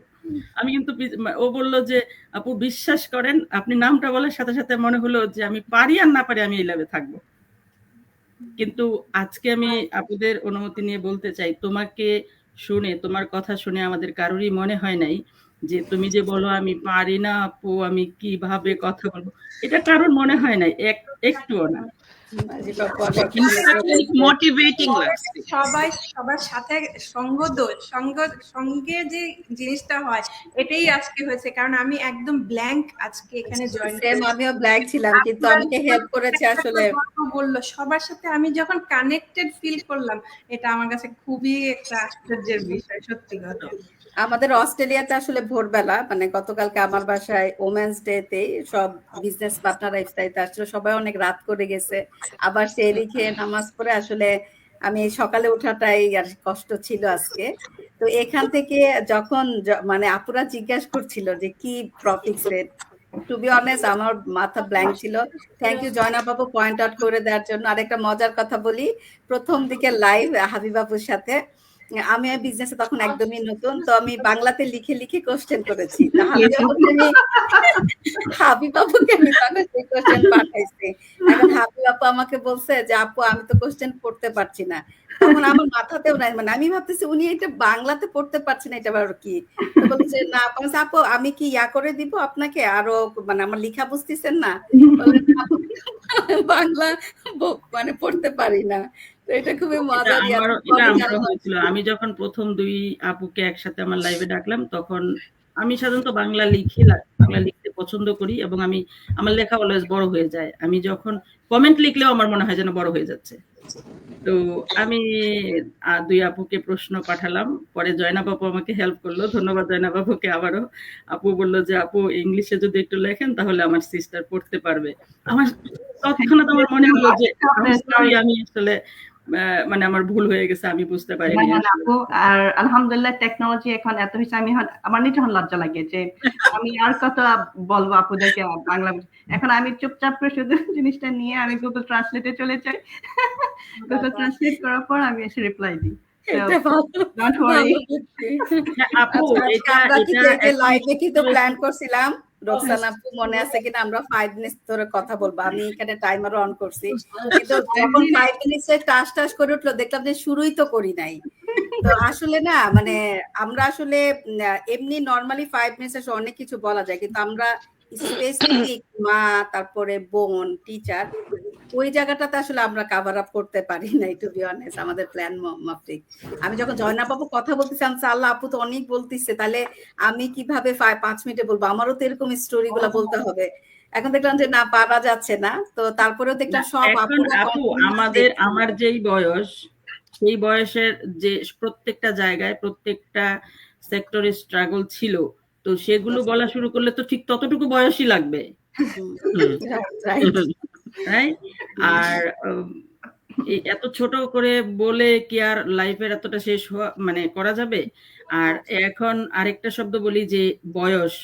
আমি মনে করি প্রত্যেকটা বয়সের একটা সৌন্দর্য আছে। প্রত্যেকটা বয়সে গিয়ে আমাদের আজকের আমি যে আমার 10 বছর পরে গিয়ে কিন্তু আজকের জায়গাটা আমার থাকবে না, আমার মাইন্ড চেঞ্জ হবে, আমার সবকিছু চেঞ্জ হবে। অতএব প্রত্যেকটা বয়সের যেমন স্ট্রাগল আছে, প্রত্যেকটা বয়সের সৌন্দর্য আছে, প্রত্যেকটা মোমেন্টকে আমাদের এনজয় করা উচিত, প্রত্যেকটা সময়কে কাজে লাগানো উচিত। আমি একটু বলতে চাই আপু এখানে আমি দেখেছি মানে আমার মাদের সময় বা এখনো স্টিল অনেক মহিলারা আছে যারা হচ্ছে নিজেদেরকে আন্ডার এস্টিমেট করে। তারা অ্যাকচুয়ালি অনেক পাওয়ারফুল, বিভিন্ন ক্ষেত্রে।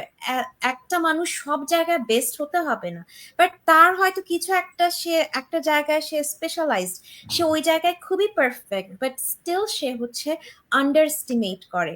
যেমন আপনি ইন জেনারেল মানে যদি কোনো আপুকে বলতে বলেন যে আপু আপনার সম্পর্কে 2টা লাইন বলেন তো, ওনার ফার্স্ট কথা হবে গিয়ে আপু কি বলবো। সো আমাদের না এই জায়গাটাতে আমাদের অবশ্যই ওয়ার্ক করা দরকার।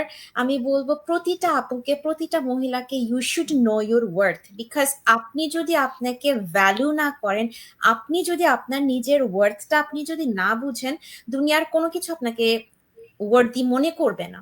বিকজ আপনাকেই আপনার ভ্যালুটা আগে দিতে হবে এবং আপনাকে আপনার এই ভ্যালুটা স্ট্যাবলিশ করতে হবে। Then other people will respect you and see you as a woman and all that thing.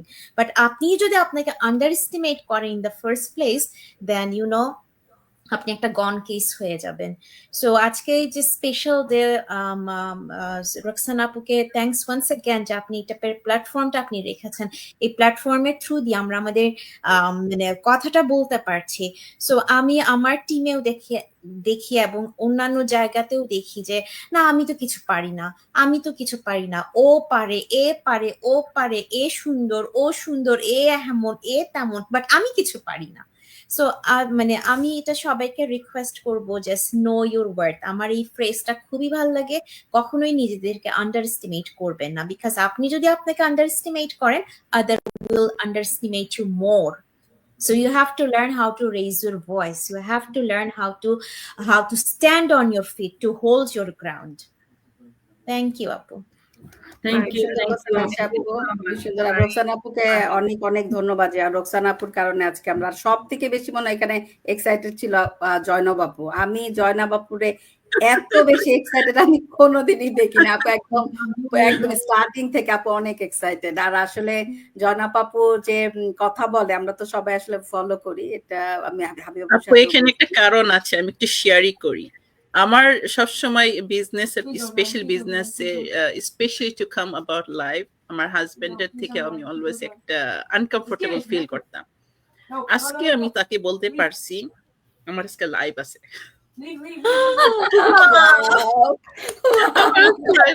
So, give me that space.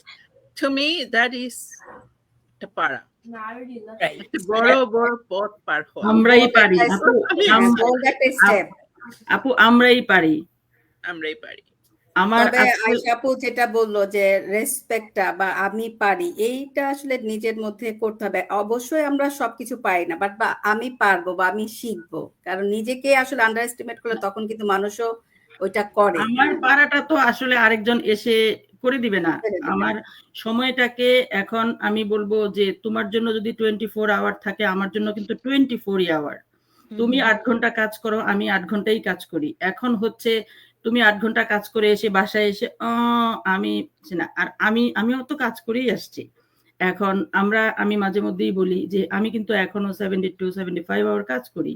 আমার ঘরে আজকে অনেক মেহমান, অনেক গেস্ট। আমার ছেলের আজকে বার্থডে। আজকে আমি বার্থডে প্রোগ্রাম করব, আগামীকালকে ওমেন্স ডে প্রোগ্রাম আমি আগামীকালকে আমার হয়ে করব। আমার বাসায় অনেক গেস্ট আসবে, আমাদের বিজনেস পার্টনারদের মধ্যে অনেকেই থাকবেন ইনশাল্লাহ আগামীকালকে। তো আমি অবশ্যই একবারের জন্য হলো লাইভে যাব, দেখাবো। তো এখন হচ্ছে আমি কাজের থেকে 2টার সময় আসলাম, আমার ছেলের বার্থডে, কেউ আজকে আমার গেস্ট আসবে নিউ ইয়র্কের থেকে, আমার ছেলেকে পিক করবে। অনেকেই বলে যে আমার বড় ছেলে আজকে আমাকে বলছিল, আজকে না কালকে সন্ধ্যাবেলা শিবাপুর সাথে শেয়ার করলাম অফলাইনে, আমার ছেলে বলতেছে আম্মু তোমাকে আমি একটা পুরস্কার দিবই এক সময়। আমি বললাম কেন? বলে যে তোমার যে ধৈর্য, এতগুলো বাচ্চাদেরকে তুমি প্রতিদিন ইফতার করাচ্ছ, তোমাকে পুরস্কার না দিলে আর চলছে না। আমি বললাম পুরস্কার আমার হয়ে গেছে, আমি পুরস্কার পেয়েই গেছি। আমার বাসায় 6 জন বাচ্চা ইফতার করে। গতকালকে একজন আমেরিকান রোজা রেখে আমার সাথে ইফতার করলো।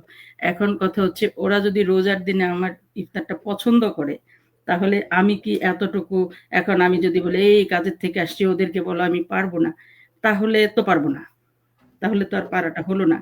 এখন পারা না পারাটা 100% নিজের মনের মধ্যে, একদমই নিজের মধ্যে। তো আমরা সুপার উইমেন, নিজেকে বলতেই পারি আমরা নারী, আমরা পারি। আমার লাইফে জয়নাব আপু আর রিয়াকশন জানতে চাই ভাইয়া যখন বললেন আজকে আমার লাইভ আছে। ভাইয়ার reaction আমার দিকে দেখেছি। তাকাইছে, তাকে আস্তে করে বার হয়ে গেছে গা। And that is great to me. That is a success to me, আপু. You know, I'm highly happy that it is. ওটাই বললাম Right. যে আমাদেরকে এই বিজনেসে আসার, আমার মনে হয় না এখানে আমরা যে 7 জন আপু আছি, কোনো হাজবেন্ড সুন্দর মতো স্মুথলি বলছে তুমি এই অনলাইন বিজনেসে যাও। Right. আমাদের কিন্তু না। অনেক কিছু Right. করে ম্যানেজ করে আমি আসতে মনে হয় এখানে বলতে পারি যে একমাত্র আমার হাজবেন্ড স্মুথলি বলছে তুমি যে দেখো। আমি বারবার বলছি যে আসলেই কি যাব করব, সে বলছে যে না। পার্থক্য তো কিছুটা থাকতেই হবে আপু, কিছুটা ভাইয়ার তো জন্য থাকতেই হাততালি। হবে। কারণ হ্যাঁ, আমার হাজবেন্ডও বিজনেসে আছে, কিন্তু এটা যখন আমি শেয়ার করছিলাম সবাই খুব অবাক হয়ে গেছে যে যখন সেকেন্ড স্টেপটা আসে $149 আমাদের দিতে হয়। আমার হাজবেন্ড ওইটা না দেখে বলতেছে এটা তুমি পারবা না, তোমার ফ্যামিলি ফ্রেন্ডদেরকে ডেকে দাওয়াত করে এদের বিজনেসে ঢোকাই দিতে হবে। আমি বললাম না, I am not like that person, কারণ আমার বাবার থেকে কখনো আমি টাকা চাইতে পারি। এবং আমার হাজবেন্ডের, আমাদের 18 বছর বিয়ের বয়স, ওই দিন ফার্স্ট আর্গুমেন্ট হলো, মানে এত বড় আর্গুমেন্ট কোনোদিনই হয় না আমাদের।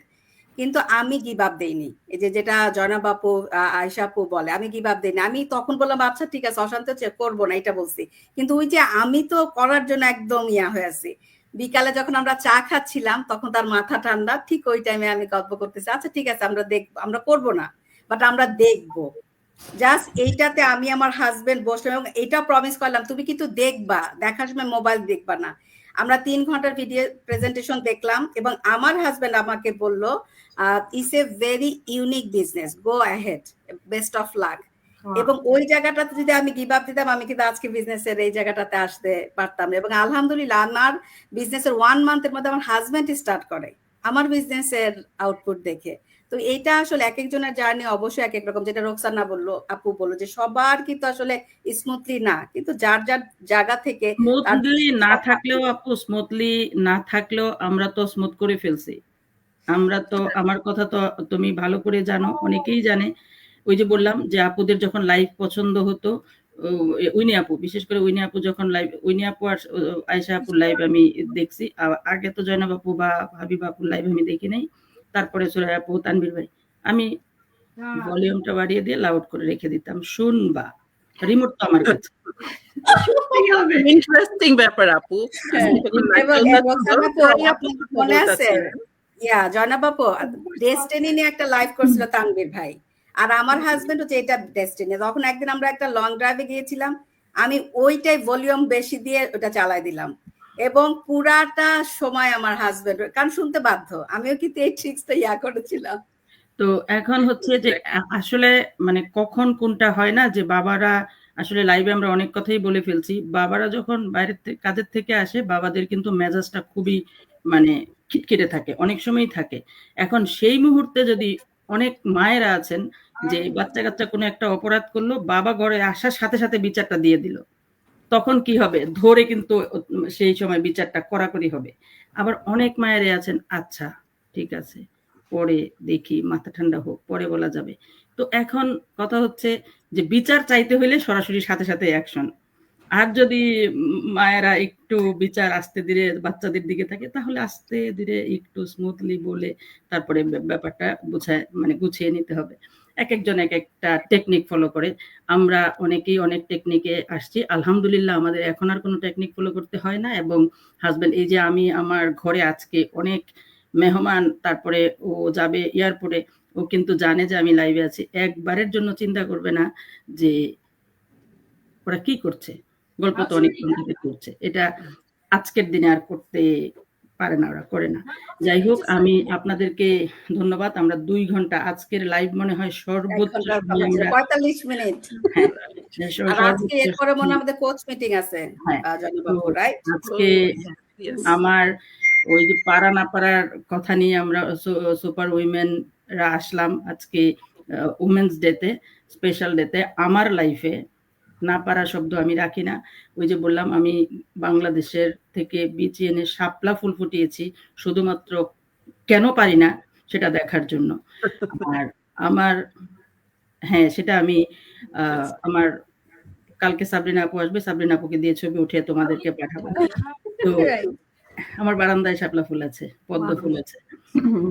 আর একটা ফুল তো আমি উঠিয়েই নিয়ে এসেছি। এই ফুলটা কিন্তু আমার কালকে আমি একটা স্টোরিতে দিয়েছিলাম। এই ফুলটা আমার ইয়াতে বাগানেই ফুটেছে। Beautiful. তো এখন আজকের দিনটা নিয়ে আমার খুবই এক্সাইটমেন্ট ছিল। আপনাদেরকে পেয়ে আমি খুব খুশি। আজকের দিনে আমি আসলে মাহাত্ম্যটা এতটা বুঝতাম না। সেটা আমার হাজবেন্ডের কাছ থেকে বোঝা। 2002 তে আমার হাজবেন্ড বলল যে নারী দিবস মানে নামে একটা জিনিস আছে, একটা ডে আছে।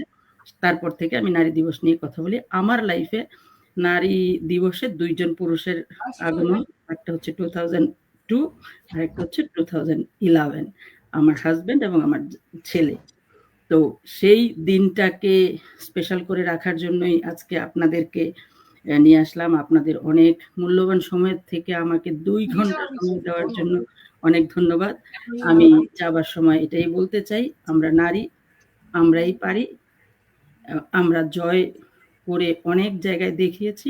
আমরা বাকিটুকুও করব, আমরাই করব জয়।